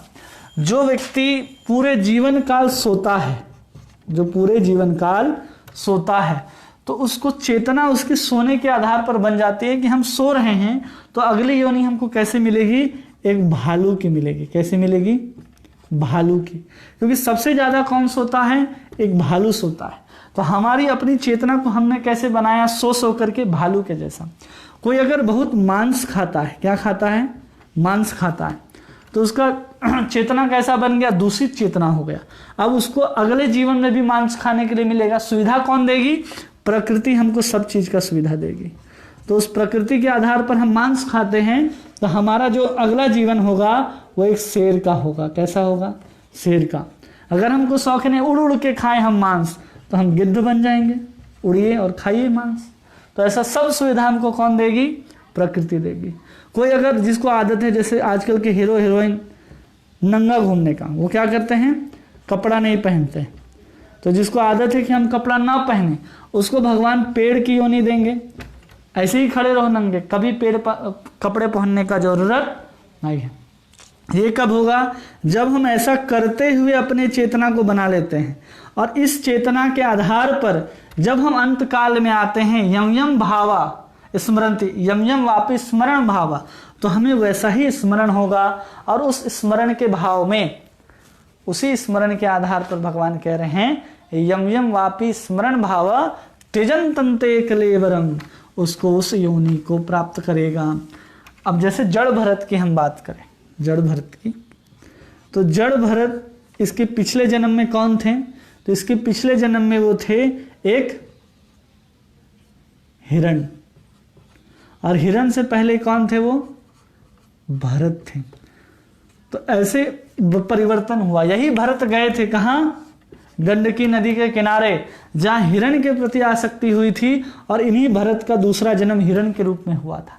क्योंकि भरत ने अपना शरीर जब त्याग किया तो हिरण का स्मरण कर रहे थे, और उनको हिरण का शरीर मिला, और उनको याद था कि हमको दोबारा हिरण नहीं बनना है। तो पुनः अपने आध्यात्मिक चेतना को याद करते हुए शरीर छोड़ते हैं। तो वही भरत जड़ भरत के रूप में हमें मिलते हैं, जो आगे चल करके राजा रहुगण को उपदेश देते हैं। और फिर एक और आता है राजा पुरंजन की कहानी। उस पुरंजन को क्या होता है? वो पुरंजन एक स्त्री को याद करते हुए अपने शरीर को छोड़ता है, तो अगले जन्म में क्या बन जाता है? वो स्त्री। वो स्त्री के स्वरूप में ही उसका अगला जन्म होता है। तो ये समझ जाइए कि कब आएगा? हम पूरे जीवन जो कर रहे हैं वही हमारे जीवन में आएगा। क्योंकि हम जो कुछ करते हैं वो हमारे हृदय में, हमारे मन के ऊपर एक चेतना के रूप में, एक स्टाम्प के रूप में एक अंकित करता जाता है चित्र को। और जब हम स्मरण करते हैं या जब हम मृत्यु काल में होंगे, तो पूरे जीवन का फ्रेम हमारे सामने से कुछ ही सेकंड में गुजर जाएगा, और जिसमें हमारी सबसे ज्यादा आसक्ति होगी, जिसमें हमारी चेतना सबसे ज्यादा डूबी होगी, वो चित्र आकर के सामने रुक जाएगा। तो पुरंजन के साथ क्या था? नारद जी कहानी सुनाते हैं ना पुरंजन की भागवत के अंदर। तो पुरंजन क्या करता है? एक स्त्री के ऊपर आसक्त होने के कारण एक स्त्री के रूप में ही वो पुरंजनी बन करके फिर जन्म लेता है। वैसे ही हमारे साथ भी होगा। हम जिसका स्मरण करते हुए शरीर को छोड़ देंगे, हमारा अगला गति उसी भाव को प्राप्त करते हुए होगा। अगर हम मिठाई याद करते हैं तो मिठाई कौन खाता है? चींटी खाते हैं, चूहे खाते हैं, तो उस योनि में हम जाएंगे क्योंकि हमको मिठाई खाना है। सबसे ज़्यादा मीठा कौन पसंद करते? चींटी लोग। तो अगला योनि हमें किसको मिलेगा मिठाई खाने के लिए? चींटी। तो ऐसे जिसका स्मरण करते हुए हम शरीर को छोड़ेंगे वैसा स्मरण होगा। अब भगवान कहते हैं कि मेरा स्मरण कब होगा? जब भगवान कह रहे कि मेरा स्मरण करते हुए जब प्राप्त शरीर छोड़ोगे तो मुझे प्राप्त करोगे। फिर भगवान ने कह दिया कि जिसका याद कर लोगे, जैसे भी तुम जिसकी भी स्मृति तुम्हारे मन के अंदर आएगी वैसा गति तुम्हारा हो जाएगा। तो भगवान आगे बताते, देखो उस गति को अगर ठीक करना है तो भगवान को अर्जुन को कहते हैं, तस्मात् सर्वेषु कालेषु माम अनुस्मर युद्ध च मय्या अर्पित मनोबुद्धि मामे वैश्यस्य संशयः। भगवान कह रहे हैं अर्जुन को कि तुम्हें सदैव कृष्ण रूप में मेरा चिंतन करना चाहिए और साथ ही युद्ध करने के कर्तव्य को भी पूरा करना चाहिए। अपने कर्म को मुझे समर्पित करके अपने मन एवं बुद्धि को मुझ में स्थिर करके तुम निश्चित रूप से ही मुझे प्राप्त कर लोगे। तो भगवान यहाँ क्या कह रहे हैं अर्जुन को कि तस्मात् सर्वेषु कालेषु, तस्मात् मतलब इसलिए किस लिए? कि तुम जिसका स्मरण करोगे वैसा गति तुम्हारा होना है। इसलिए अर्जुन तुम क्या करो कि तुम निरंतर, भगवान कह रहे हैं निरंतर, तस्मात् इसलिए सर्वेषु कालेषु, निरंतर मतलब हर समय क्या करना चाहिए? स्मरण करना चाहिए। किसका स्मरण करना चाहिए? मेरा स्मरण करना चाहिए। और ऐसा स्मरण करते हुए भगवान कहते हैं कि तस्मात् का सर्वेषु कालेषु माम अनुस्मर युद्ध च, मेरा स्मरण करो और युद्ध करो, युद्ध करो। और फिर कह रहे हैं कि मैया अर्पितो मनोर्बुद्धि, कि मुझे मन और बुद्धि को क्या कर दो? अर्पित कर दो। अब ऐसा करते हुए जब तुम अपने कर्म को करते रहोगे, युद्ध करना अर्जुन का क्या है? स्वधर्म है। भगवान कभी भी कर्तव्य त्यागने की बात नहीं कर रहे हैं। अर्जुन को नहीं कहे कि तुम युद्ध बंद करो, मेरा स्मरण करो। कर्तव्य त्यागना नहीं है, क्योंकि भगवान शुरू से बताते आए कि हमें अपने कर्तव्य का पालन करना चाहिए। क्यों करना चाहिए? हम लोगों ने पिछले अध्याय में समझ लिया कि कर्तव्य क्या होता है, कर्तव्य का पालन क्यों करना चाहिए, कर्म क्या है, वो सब हम लोग समझते हुए आए। अब भगवान यहाँ कह रहे कि तुम्हें मेरा स्मरण करते हुए अर्जुन युद्ध करना है, अपने कर्तव्य का त्याग नहीं करना है और मन तथा बुद्धि को मुझे अर्पित कर दो। अगर ऐसा कर दोगे तो तुम क्या करोगे? निसंदेह मुझे प्राप्त कर लोगे। तो भगवान ने यह भी बता दिया तुम मुझे कैसे प्राप्त कर लोगे। भगवान ने बता दिया ना कि हम कैसे याद कर लोगे। अब भगवान आगे ये भी बताएंगे कि कैसे और याद कर सकते हो, क्योंकि मन तो अविचलित है। अब उस अविचलित मन से भगवान को याद करना है तो उसकी विधि भी भगवान बताते हैं। उस विधि में भगवान कहते हैं अभ्यास योग युक्तेन चेतसः अनन्यगामिनः परमं पुरुषम दिव्यम याति पार्थ अनुचिंतयन्। कह रहे हैं भगवान, हे पार्थ, जो व्यक्ति मेरा स्मरण करने में अपना मन निरंतर लगाए रखकर अविचलित भाव से भगवान के रूप में मेरा ध्यान करता वह मुझे अवश्य ही प्राप्त होता है। तो भगवान कह रहे हैं कि अभ्यास योग युक्तेन, किसके द्वारा? अभ्यास के द्वारा। अभ्यास योग युक्त होना चाहिए। अभ्यास मतलब बार बार हमें प्रयास करना है कि हमें भगवान कृष्ण का स्मरण करना है। चेतसा अनन्यगामिनः, जो मन है वो कहीं और नहीं जाना चाहिए। मन क्या होना चाहिए? मतलब स्थिर होना चाहिए। मन स्थिर हो। और फिर कहते हैं भगवान, वो निश्चय ही क्या करेगा? मुझे प्राप्त कर लेगा। किस मन के द्वारा?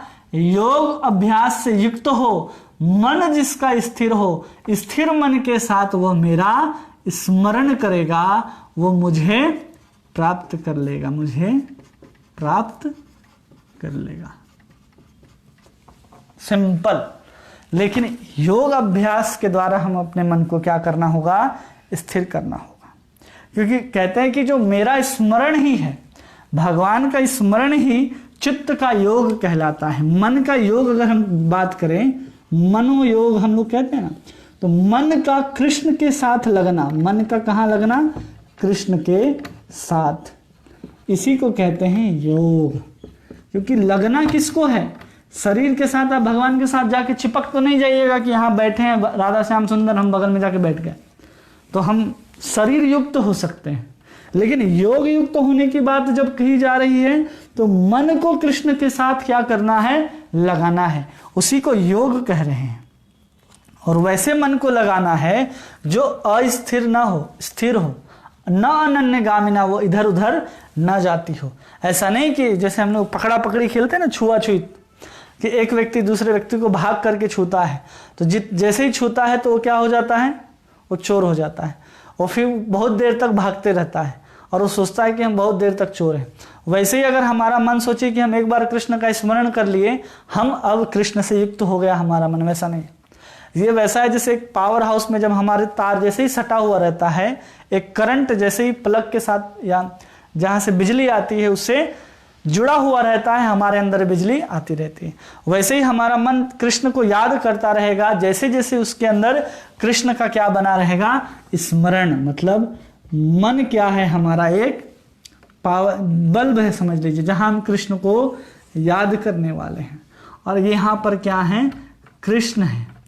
और कृष्ण के साथ क्या होती हैं, कृष्ण के साथ भगवान की लीला हो, भगवान का धाम हो, भगवान का नाम हो, भगवान के परिकर हो, ये सब क्या है, उनको स्मरण करने की एक विधि है, जिनका कभी कभी स्मरण करने समय हम लीला का स्मरण कर सकते हैं, धाम का स्मरण कर सकते हैं।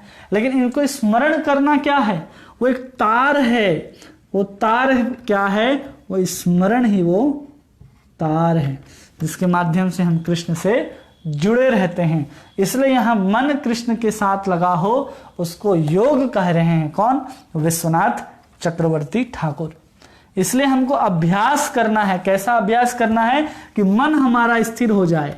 उस अभ्यास के साथ हम स्मरण करेंगे कृष्ण का, तो हम निश्चित रूप से कृष्ण को प्राप्त कर लेंगे। और इस चीज को कृष्ण का स्मरण करने की विधि को उपदेशामृत में कहते हैं कि याद भी कैसा होना चाहिए, तैल धारावत। कैसे, तैल धारावत। तैल धारावत मतलब कि तेल की धारा आप देखें, उसको अगर हम तेल की धारा देखें तो पानी की धारा क्या होती है, बीच बीच में टूट जाती है। लेकिन तेल धारावत मतलब वो निरंतर बनी रहती है, वो कभी भी बीच से अविच्छिन्न नहीं होती, बीच से टूटती नहीं है। वैसा स्मरण कृष्ण के साथ करने का प्रयास करना चाहिए निरंतर, और इसी की आवश्यकता है। और योग अभ्यास के द्वारा प्रयास करना चाहिए। माने मन को अगर हम विषयों से हटा देंगे, मन को हम क्या किए, विषयों से हटा दिए, जैसे ही विषयों से हटाएंगे मन स्थिर हो जाएगा। अब उस मन स्थिर होने के साथ बाद हमको क्या करना है, कृष्ण का स्मरण करना है। कैसे स्मरण करना है, तो तैल धारावत करना है। तो अभ्यास, योग अभ्यास का मतलब होता है विषयों से मन को हटाना, विषयों से मन को हटाना, मन का हटाना, जिसको हम लोग पढ़े, जिसको हम लोग कहते हैं प्रत्याहार, कहते हैं ना प्रत्याहार, जिसे हम क्या करते हैं, अपने इंद्रियों को विषयों से दूर कर लेते हैं। अब जैसे ही हम विषयों से दूर करेंगे, हमारा मन क्या हो जाएगा, स्थिर हो जाएगा। अब स्थिर मन के अंदर क्या होगा, हमारा स्मरण बना रहेगा। और स्मरण कैसा करने का प्रयास करना चाहिए वापस, तो तैल धारावत, तैल धारावत। अगर हम वैसा स्मरण नहीं कर सकते हैं तो हम कृष्ण के पास जाने में जो हमारी जो उत्कंठा है वो उतना नहीं बना रहेगा, क्योंकि हम खुद सोच लेंगे अरे हम तो भगवान को उतना याद नहीं करते हैं, क्या हम भगवान के पास जाएंगे। तो इसका उत्तर मिलेगा कि अगर हम जीवन भर भगवान का नाम लेते रहें, और जैसे राजा कुलशेखर कहते हैं कि अंत काल में क्या होगा, अंत प्रायण समय कंठवात पित्तो कंठ अवरोधन विधो। अगर हमारा कंठ अवरुद्ध हो जाएगा, हम भगवान का नाम नहीं ले पाएंगे, तो क्या हमको भगवान लेकर के जाएंगे। इसका उत्तर भगवान 14वें अध्याय में देते हैं, उसको हम लोग आगे देखेंगे। और 14वें श्लोक में, इस अध्याय के 14वें अध्याय नहीं 14वें श्लोक में उत्तर देते हैं कि अगर कोई अनन्य चिंतन तो माम योजना प्रपास, अगर अनन्य चिंतन करता है तो भगवान कहते हैं तस्याहम सुलभम पार्थ, मैं उसके लिए क्या हूं, अत्यंत सुलभ हूं। अगर कोई मृत्यु के समय नाम न भी ले पाए, कृष्ण का स्मरण न भी कर पाए, लेकिन अनन्य भाव से अगर वो कृष्ण का स्मरण जीवन भर किया हो तो भगवान कह रहे मैं उसके लिए सुलभ हूं। ऐसा 14वें श्लोक में भगवान कहते हैं। तो हम लोगों ने ये देख लिया कि कैसे हमको भगवान से युक्त होना है। तो अभ्यास योग युक्तेन चेतसा अनन्यगामिनः। और फिर भगवान बताते हैं कि कैसे याद करना है। भगवान अब क्या बता रहे हैं अगले श्लोक में कि हम भगवान को कैसे याद करेंगे। श्लोक संख्या 9, जिसमें भगवान कह रहे हैं कविम पुराणम अनुशासितारम अणो अणयाम अनुस्मरेत यस्सर्वस्यः धातार अचिन्त्य रूपम मदित आदित्य वर्णम तमसा परास्तत। मनुष्य को चाहिए कि परम पुरुष का ध्यान सर्वज्ञ, पुरातन, नियंता, लघुतम से भी लघुतर, प्रत्येक का पालन करता और समस्त भौतिक बुद्धि से परे अचिंत्य तथा नित्य पुरुष के रूप में करे। वे सूर्य की भांति तेजवान हैं और इस भौतिक प्रकृति से परे दिव्य स्वरूप है। अब यहाँ पर क्या कह रहे हैं भगवान कि इसका स्मरण कैसे करें। भगवान ने कहा कि मेरा स्मरण करना, अब भगवान उसकी विधि बताते हैं कि कैसे स्मरण करना। तो भगवान यहाँ पर कह रहे हैं कि कविम, सबसे पहला शब्द ये आया कि भगवान कह रहे हैं कविम के रूप में। कविम उसको कहते हैं जो भूत भविष्य वर्तमान तीनों को जानता हो, मतलब जो सर्वज्ञ हो उसको कविम कहते हैं। फिर कह रहे हैं भगवान पुराणम। पुराणम का मतलब होता है जो प्राचीन पुरुष हो, जो अनादि पुरुष हो, उसके बारे में भगवान कहते हैं। फिर कहते हैं अनुशासितः। अनुशासितः, अनुशासितः का मतलब है कि जो सबके नियंत्रण करता है ईश्वर। और फिर कह रहे हैं अणो अणियाम, जो लघु से भी लघुतर हैं और बड़े से भी बड़े हैं। मतलब भगवान इतने बड़े भी हैं और भगवान इतने छोटे भी हैं कि एक चींटी के अंदर भी भगवान परमात्मा के रूप में विराजमान हो सकते हैं, और एक हाथी के, एक ब्रह्मा, एक विशालकाय जीव के अंदर भी भगवान रहते हैं। और भगवान अणि अणियाम मतलब जो भगवान का जो अभिन्न जो है, भगवान का अंश जो है जीवात्मा, वो क्या है, वो बाल के आगे हिस्से के 10,000वें भाग के भी 10,000वें भाग के बराबर है। मतलब वो अणु के स्वरूप हैं। भगवान कैसे हैं, एक अणु हैं। तो उस अणु को समझिए, जैसे एक एटम होता है ना, एटम पढ़े, अणु होते हैं, परमाणु होते हैं, इलेक्ट्रॉन, प्रोटॉन और न्यूट्रॉन। तो उसमें जो मुख्य धातु है ऐसे 3 सर्कल बनता है ना, यहाँ न्यूक्लियस होता है, इलेक्ट्रॉन और फिर प्रोटॉन होते हैं। तो जो अणु अणुयाम, जो सबसे छोटा धातु है, जो सबसे छोटा हो सकता है पार्टिकल, वो भी भगवान है। और जो सबसे बड़ा से बड़ा चीज हो सकता है वो भी भगवान है। और फिर कह रहे हैं धातरम। धातरम, मैं कौन हूं, सबका विधाता हूं। और फिर कह रहे हैं अचिंत हो।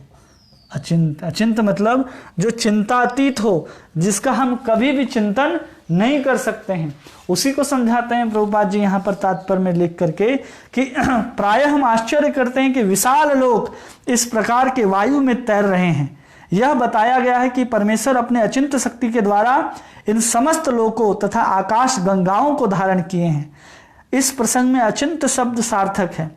अचिंत का अर्थ है भौतिक जगत से परे, जिसमें हमारा तर्क, नीति शास्त्र, दार्शनिक चिंतन छू नहीं पाता, जो अकल्पनीय है, उसको क्या कहते हैं, अचिंत। मतलब किसी भी वेद पुराण शास्त्र के द्वारा हम उस अचिंत को समझ नहीं सकते, उसको अचिंत की बात करते हैं। और फिर कहते हैं आदित्य वर्णम। क्या कह रहे हैं, आदित्य वर्णम, सूर्य के समान स्वयं प्रकाशित हो। और फिर कहते हैं परतातः, मतलब मायातीत हो। उसका स्मरण करने के लिए भगवान कह रहे हैं जो कविम हो, पुराणम हो, अनुशासित हो, अणोनियाम, धातरम हो। तो ये सब क्वालिटीज किसके अंदर हैं, केवल और केवल भगवान कृष्ण के अंदर हैं।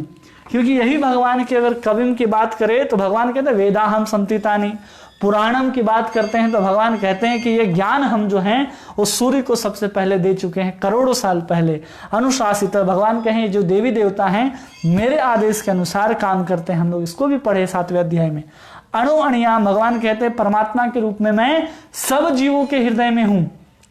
तो सबसे छोटा जीव जो है अमीबा कहते हूं, तो अमीबा के अंदर भी जो परमात्मा के रूप में कोई बैठा होगा तो कौन बैठे हैं? कृष्ण है। तो अणु अणियाम धातरम, सबके विधाता है, मतलब वही जो है परमात्मा जो बैठे हैं वो सबके कर्मों के लेखा जोखा को रखते हैं, उसका विधान रचते हैं। सृष्टि का जो विधान को रचे हैं, इस सृष्टि के नियम को बनाने वाले कौन है? कृष्ण है। कहते हैं प्रकृति क्या है? मेरी माया शक्ति है। तो धातरम अचिंत्य, अचिंत्य अभी हम लोगों ने समझ लिया कि ये सब भगवान एक साथ कैसे करते हैं, उसको हमारी बुद्धि सोच नहीं सकती। आदित्य वर्णम, मतलब आदित्य के समान स्वयं प्रकाशित हो। भगवान कृष्ण की अंग कांति ब्रह्म के रूप में प्रकाशित है और वही ब्रह्म के प्रकाश को लेकर के सूर्य जगमगाता है और मायातीत है। भगवान कहते हैं कि मेरा जो शरीर है, 7वें अध्याय में भगवान कहते हैं ना, मूर्ख लोग कहते हैं कि मैं पहले निराकार था अब साकार रूप में आया हूं, या जो मेरा शरीर है ये माया प्राकृतिक भौतिक जगत का है, मैं मरा तो सब खत्म, आप भगवान मर गया, ऐसा कहने वाले लोग हैं। तो ऐसा नहीं है, मायातीत है। वो जब आते हैं तो भी योग माया शक्ति से आते हैं। भगवान कहे ना योग माया समावृता, तो भगवान कहते हैं मैं कैसे आता हूँ? योग माया शक्ति से। ये सब भगवान को पहले भगवान ने हमको बता दिया है और उसी गुणों को यहाँ भगवान बताते हैं कि किसका स्मरण करना चाहिए। ऐसे स्मरण करना चाहिए किसका? कृष्ण का स्मरण करना चाहिए। अब उसके बाद कहते हैं फिर क्या करना चाहिए, तो 10वें श्लोक में कहते हैं, श्लोक संख्या 10,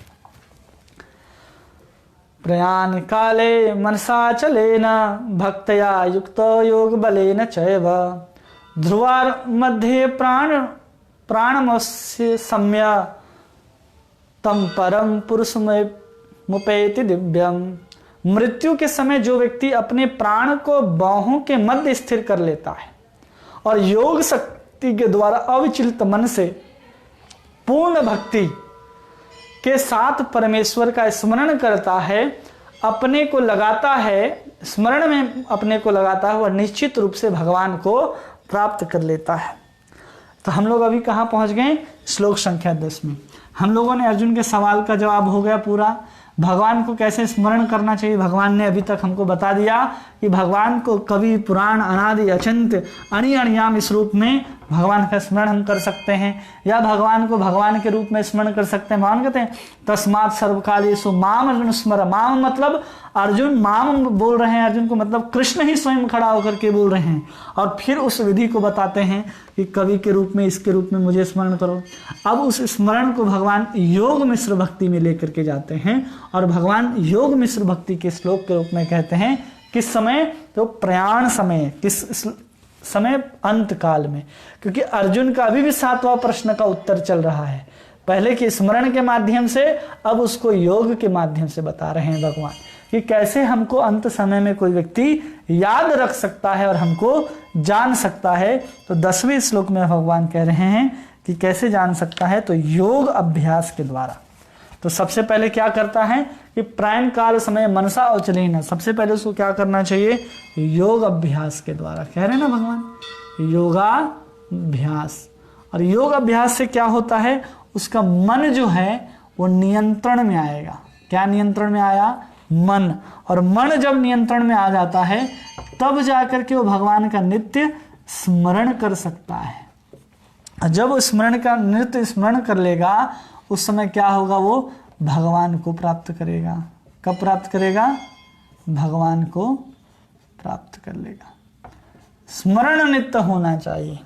इसलिए प्रभुपाद जी जहां भी लिखे हैं महामंत्र, प्रभुपाद जी ने जहां भी महामंत्र पूरा लिखा है उसके पहले उन्होंने शब्द लिखा है कि हमें निरंतर हरे कृष्ण कृष्ण कृष्ण हरे हरे, हरे राम राम राम हरे हरे, इस मंत्र का निरंतर जाप करना चाहिए। तब उसी चीज को कह रहे हैं कैसे करना चाहिए? योग अभ्यास के द्वारा। और उसके बाद कह रहे हैं योग अभ्यास के द्वारा ध्रुवोर मध्य प्राणवेश्य समयः, कि अपने मन को अविचलित भाव से कहाँ लगाना चाहिए? बाहों के मध्य में लगाना चाहिए। कहाँ लगाना चाहिए? प्राण को बोल रहे हैं तो भौहों के मध्य में।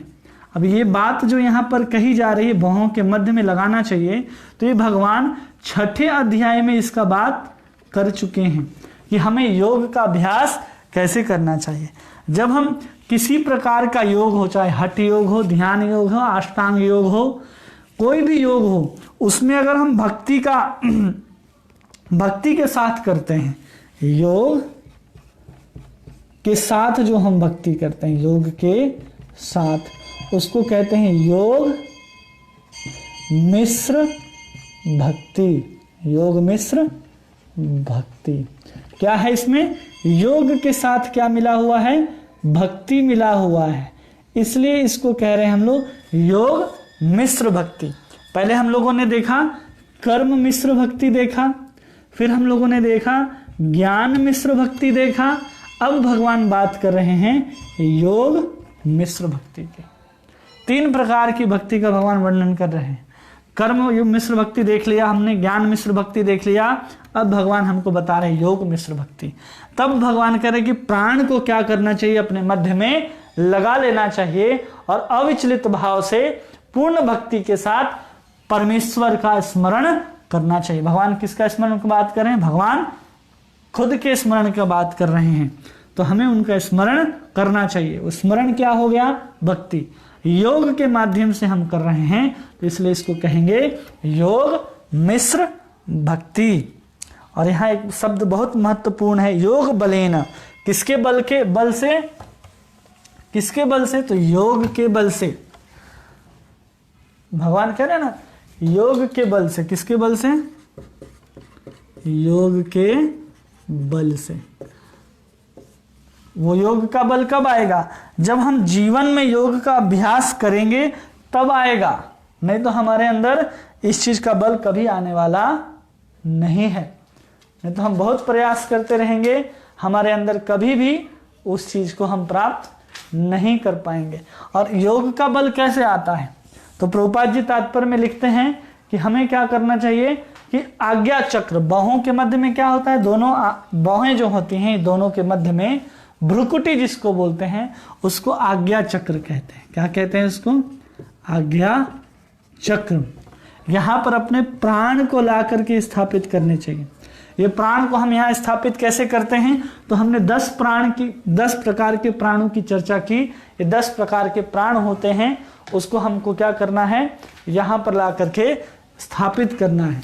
तो उसे षड चक्र की बात होती है। उस 6ठे चक्र में हमें क्या करना है? उस चीज को ला करके रखना है, तब जा करके हम अंतकाल में अपने स्मरण के माध्यम से कृष्ण को याद कर सकते हैं। तो सबसे नीचे जो चक्र होता है उस चक्र को बोलते हैं मूलाधार चक्र। मूलाधार चक्र। नाभि के नीचे जनन इंद्रिय के पास जो चक्र होता है उसको मूलाधार कहते हैं। उसके ऊपर अगर हम नाभि के पास आएंगे तो उसको कहते हैं स्वाधिष्ठान चक्र। क्या कहते हैं? स्वाधिष्ठान चक्र। और उसके ऊपर हम आएंगे तो उस चक्र का नाम है मणिपूरक। क्या नाम है इसका? हृदय के पास इसको कहते हैं मणिपूरक चक्र। और उसके ऊपर हम आएंगे तो उस चक्र को कहते हैं कंठ के पास, उसको बोलते हैं अनहत चक्र।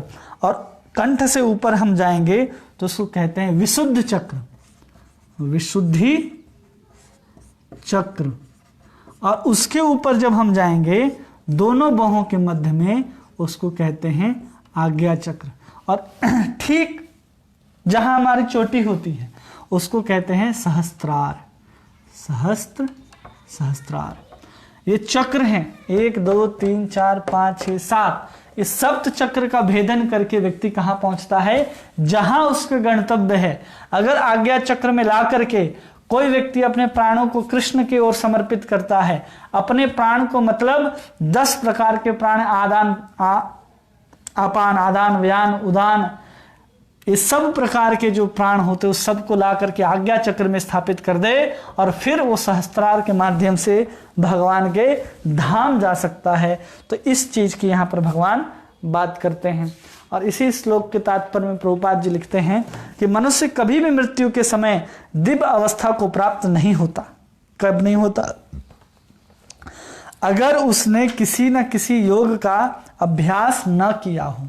अगर हम अभ्यास किए हैं योग का तो हम निश्चित रूप से कृष्ण का स्मरण कर पाएंगे।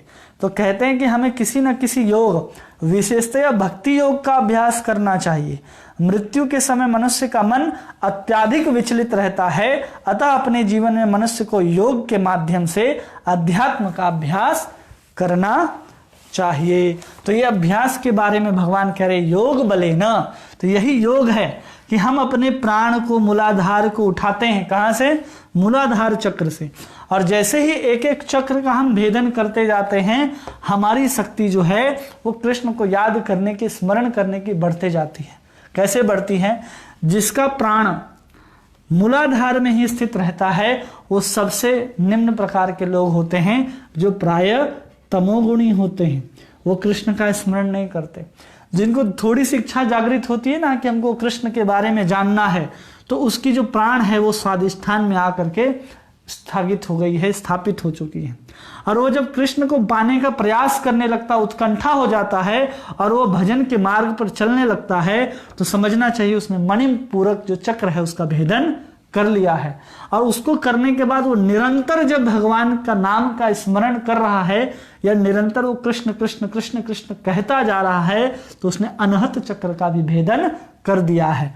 और उसको करने के बाद वो परम शुद्धता को प्राप्त कर लेता है, तो उसको विशुद्ध चक्र का भेदन कर लिया है।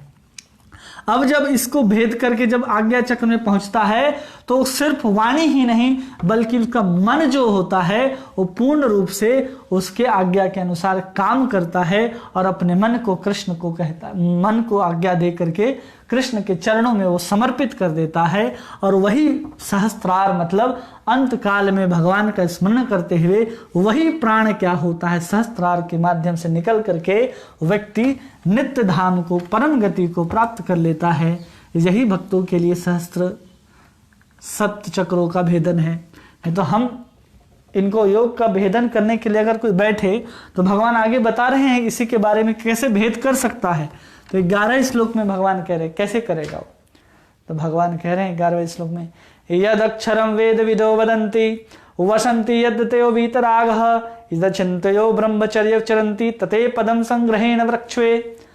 जो वेदों के ज्ञाता हैं, जो ओमकार का उच्चारण करते हैं और जो सन्यास आश्रम के बड़े बड़े मुनि हैं, वे ब्रह्म में प्रवेश करते हैं। ऐसी सिद्धि की इच्छा करने वाले ब्रह्मचर्य व्रत का अभ्यास करते हैं।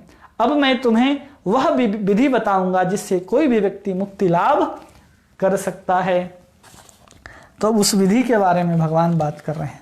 जिस विधि को भगवान ने अभी बताया 10वें श्लोक में, उसी को कैसे करना चाहिए, उसी को भगवान 11, 12 और 13 श्लोक में बताएंगे कि हम कैसे उस चीज को करेंगे। तो यद अक्षरम मतलब जिसे पंडितगण क्या कहते हैं, अविनाशी कहते हैं। यद अक्षरम मतलब क्या है, अविनाशी है, जो चीज अविनाशी है। और फिर कह रहे हैं कि वासना रहित होकर के सन्यासी गण जिसमें प्रवेश करते हैं, किसमें प्रवेश करते हैं, उस ब्रह्म में या उस अक्षर में, ओम शब्द में, जो प्रभुपाद जी लिखे हैं। ओम में क्या करते हैं, वो प्रविष्ट करते हैं। और जिसको प्राप्त करने की अभिलाषा में, जिनको प्राप्त करना है, वो क्या करते हैं, ब्रह्मचर्य का पालन करते हैं। ब्रह्मचर्य का पालन किस लिए पालन करते हैं, क्योंकि अविनाशी तत्व जो ब्रह्म है उसको वो प्राप्त कर जाएं। तो उसको प्राप्त करने के विषय में भगवान यहाँ पर हम लोगों को बता रहे हैं। तो भगवान यहाँ क्या बता रहे हैं कि केवल अभी तो भगवान बात किए कि मेरा स्मरण मात्र से, यह योग करने मात्र से। कैसा योग, कि दोनों बाहों के मध्य में अपने प्राण को आज्ञा चक्र में ला करके स्थापित करो और मन से मेरा स्मरण करो, तुम क्या कर लोगे, मुझे प्राप्त कर लोगे। तो यहाँ भगवान बता रहे योग क्या है, जप क्या है, जानने योग्य क्या है, किसके ऊपर ध्यान करना चाहिए, या फिर प्राप्त करने के लिए क्या है, इसके उत्तर में भगवान आगे हम लोगों को बताएंगे। और उसी ब्रह्म के क्या हैं, स्वरूप हैं। मतलब कहते हैं ना, ओम का उच्चारण, प्रभुपाद जी तात्पर्य में लिखते हैं कि आज के समय में ओम का उच्चारण और ब्रह्म, इन दो चीजों को क्या करता है व्यक्ति, प्राप्त कर लेता है। इन्हीं दो स्वरूपों को जानता है। प्रभुपाद जी लिखे तात्पर्य में, इस प्रकार वे ब्रह्म के दो स्वरूपों से परिचित होते हैं। कौन परिचित होते हैं? ओम और ब्रह्म से। कौन? जो गुरुकुल में शिक्षा प्राप्त करते हैं। कहाँ प्राप्त करते हैं? गुरुकुल में अगर वो शिक्षा प्राप्त करते हैं तब जाकर के उनको किसकी ट्रेनिंग दी जाती है? ब्रह्मचर्य की ट्रेनिंग दी जाती है। आजकल के किसी भी संस्था में या किसी भी विद्यालय में लोगों को ब्रह्मचर्य का ट्रेनिंग नहीं दिया जाता, सबको दिया जाता है। आज की जो स्थिति है समाज की या फिर परिवेश की, वो व्यक्ति आज ब्रह्मचर्य का पालन करने में असमर्थ है, क्योंकि चारों तरफ उसके ब्रह्मचर्य के खंडन करने के ही सामान उपलब्ध हैं। चाहे टीवी हो, सीरियल हो, खान पान हो, विचार हो, वो सब क्या है? ब्रह्मचर्य को खंडन करने के लिए ही दिए जाते हैं। इसलिए शुरुआत से ही बच्चों को भेजा जाता है गुरुकुल में, और गुरुकुल में जाकर के व्यक्ति ब्रह्मचर्य का पालन करता है। तब जाकर के वो ओम और ब्रह्म ये दोनों से भली भांति परिचित हो जाता है। और जब ये ब्रह्म से परिचित हो जाता है तब वो ब्रह्म में ब्रह्म के साथ तादात्म्य होने का, ब्रह्म को साक्षात्कार करने का वो सोच सकता है। और प्रभुपाद जी कहते हैं कि आज के समय में, इस कलयुग में ब्रह्मचर्य का पालन करना बहुत कठिन है। इसलिए चैतन्य महाप्रभु घोषणा करते हैं कि हमें सिर्फ और सिर्फ हरे कृष्ण महामंत्र का जप करते हुए ही अपने मन को कहाँ लगाना चाहिए? कृष्ण के चरणों में लगाना चाहिए। तब हम यद अक्षरम वेदः, उस अक्षर को, उस अविनाशी तत्व को प्राप्त कर सकते हैं। इस योग की बात यहाँ पर भगवान की। अब उसी योग के बारे में भगवान बात कर रहे हैं 12वें में, कि कैसे लगाओगे उस ब्रह्म तत्व में, कैसे अपने आप को स्थापित करोगे। तो भगवान कह रहे हैं, सर्वद्वाराणि संयम मनोहृदि निरुद्ध च मूर्धयान अध्यात्म आत्मनः प्राणम स्थितो योग धारणम। समस्त इंद्रिय क्रियाओं से विरक्ति को योग की स्थिति कहा जाता है। क्या कह रहे हैं यहाँ पर? इस समस्त इंद्रियों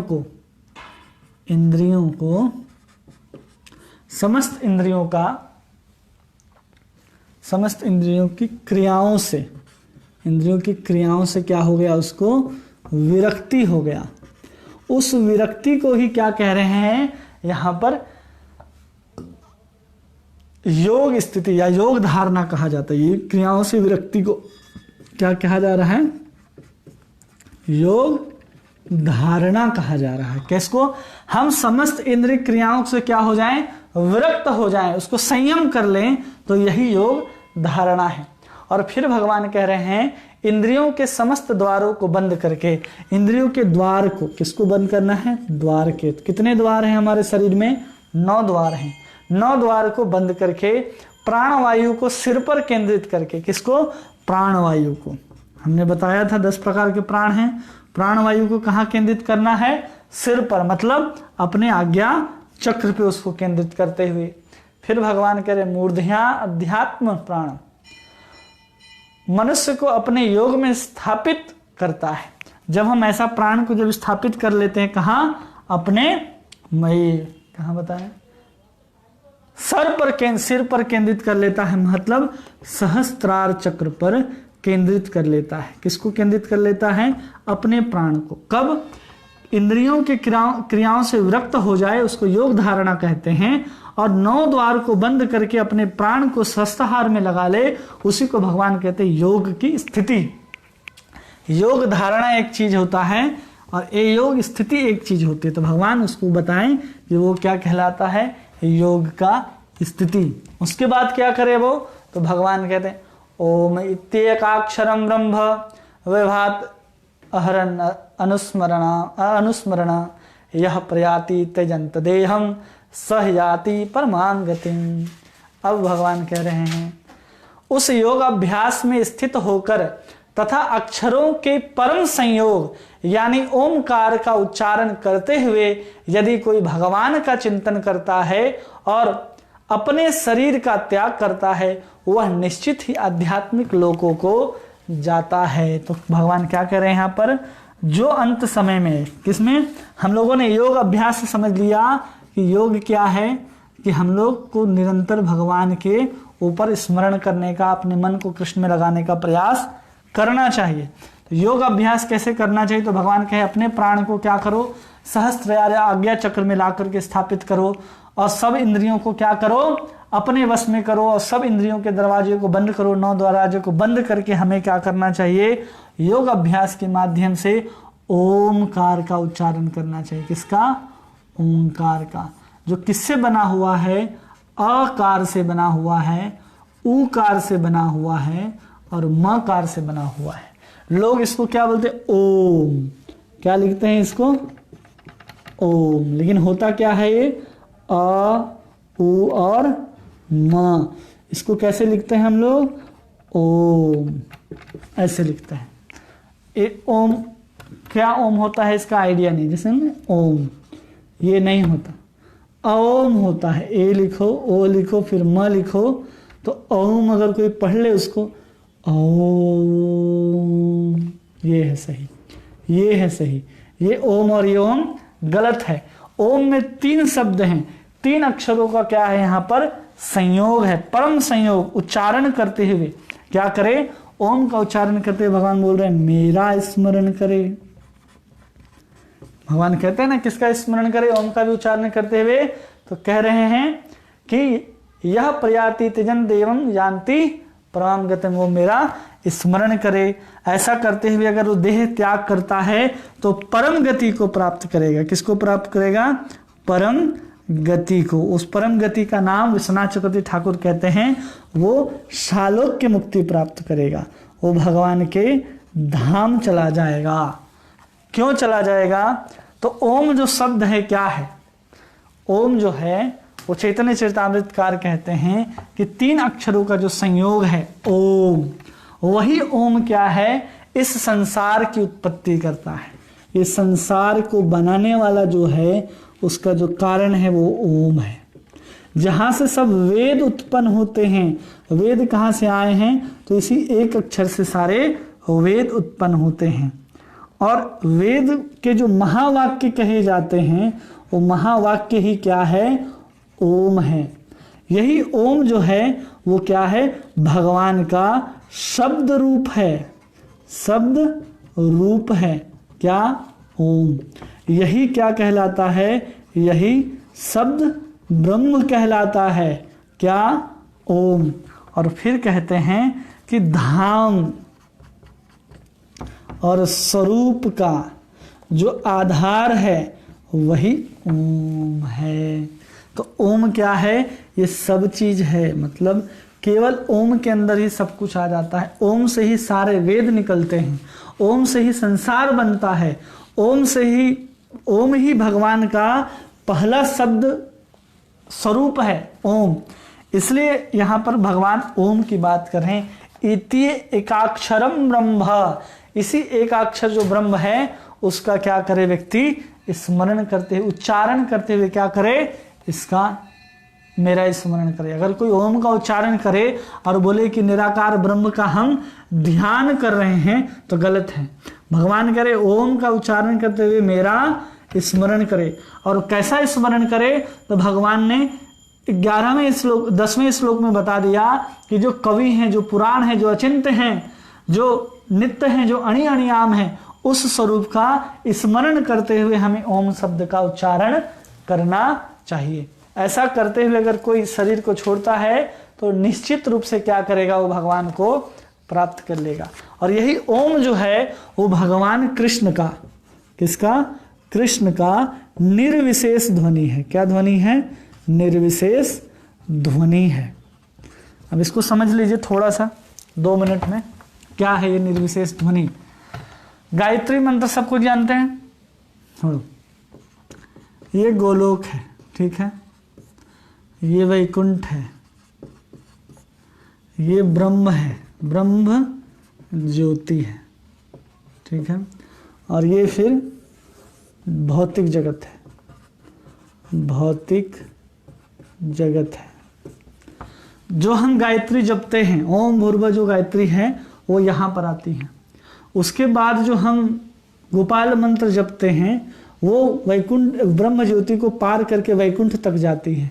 और जो हम काम गायत्री जपते हैं वो गोलोक में एंट्री दिलाती है। मतलब वही काम गायत्री वैकुंठ में और फिर यहाँ आकर के वही ब्रह्म गायत्री के रूप में परिवर्तित होती है। इतना ही समझिए कि जो गोलोक में क्या है, काम गायत्री है, काम गायत्री है, ठीक है।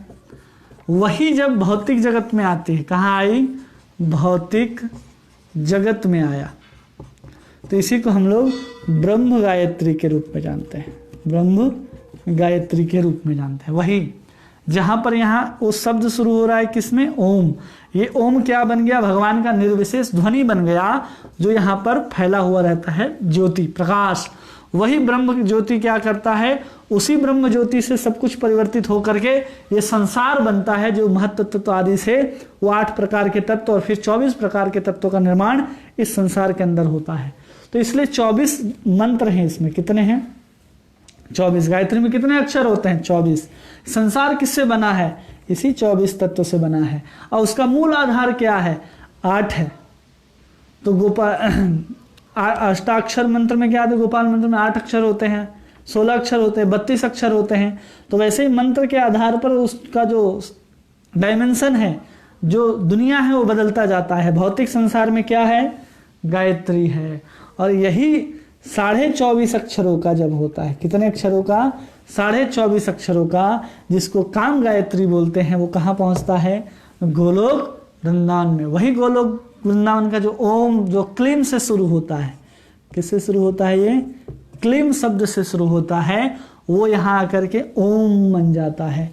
क्लीम मतलब कृष्ण को, यहाँ पर कृष्ण और राधा एक साथ आ रहे हैं, क्लीम, उसको कभी समझिएगा अलग से। ओम का अर्थ यही है कि वो क्या है, भगवान की निर्विशेष ध्वनि है। वही ओम में भगवान भी हैं और वही ओम में कृष्ण भी हैं। अ उ और म, अ उ और म, इसी को 3 शक्तियों में डिवाइड किया जाता है। ये भगवान की बहिरंगा शक्ति है, तटस्था शक्ति है और बहिरंगा शक्ति है। ये अ से अतरंगा शक्ति, उ से तटस्था शक्ति और म से बहिरंगा शक्ति।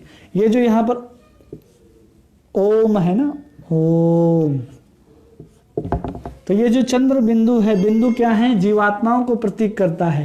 ये जो अ है राधा रानी को प्रतीक करता है और जो म है वो कृष्ण को दर्शाता है। तो ऐसे कृष्ण का जो निर्विशेष ध्वनि है उसको ओम कहते हैं। और उसी ओम को अगर हम लोग उच्चारण करना है तो हमें क्या करना पड़ेगा, शुद्धता का पालन करना पड़ेगा। हम चलते फिरते ओम ओम ओम ओम नहीं बोल सकते हैं। ओम बोलने के लिए भगवान ने इतने सारे योग अभ्यास हमको बताए। क्या बताएं, योग अभ्यास, तब जाकर के हमको ओम का उच्चारण करना है। जब हम साधारण रूप से ओम का उच्चारण करना चाहते हैं तो हमारे पास क्या होना चाहिए, जनेऊ होना चाहिए।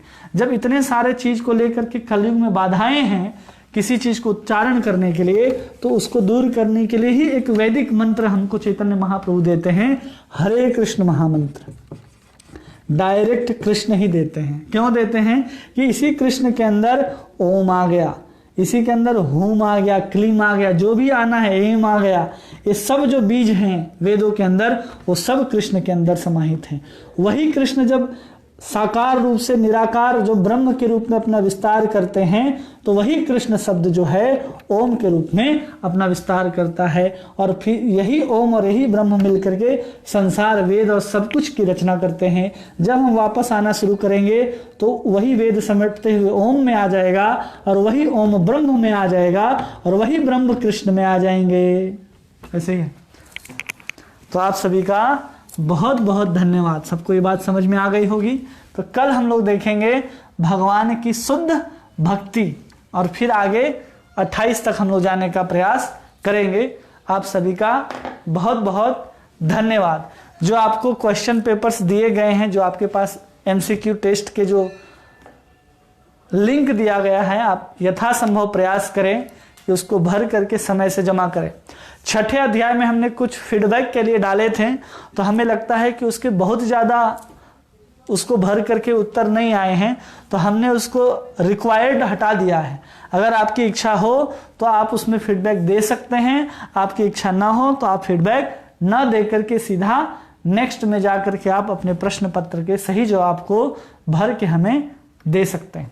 क्योंकि बहुत लोग, हमें लगता है कि केवल और केवल उस फीडबैक के कारण ही उस प्रश्न पत्र को पूरा नहीं किए। इसलिए हमने उससे रिक्वायर्ड हटा दिया है। जिनको भी इच्छा है वो आराम से उसमें भरिए और पुनः हमें समर्पित कीजिए। आप सभी का बहुत बहुत धन्यवाद। हरे कृष्णा।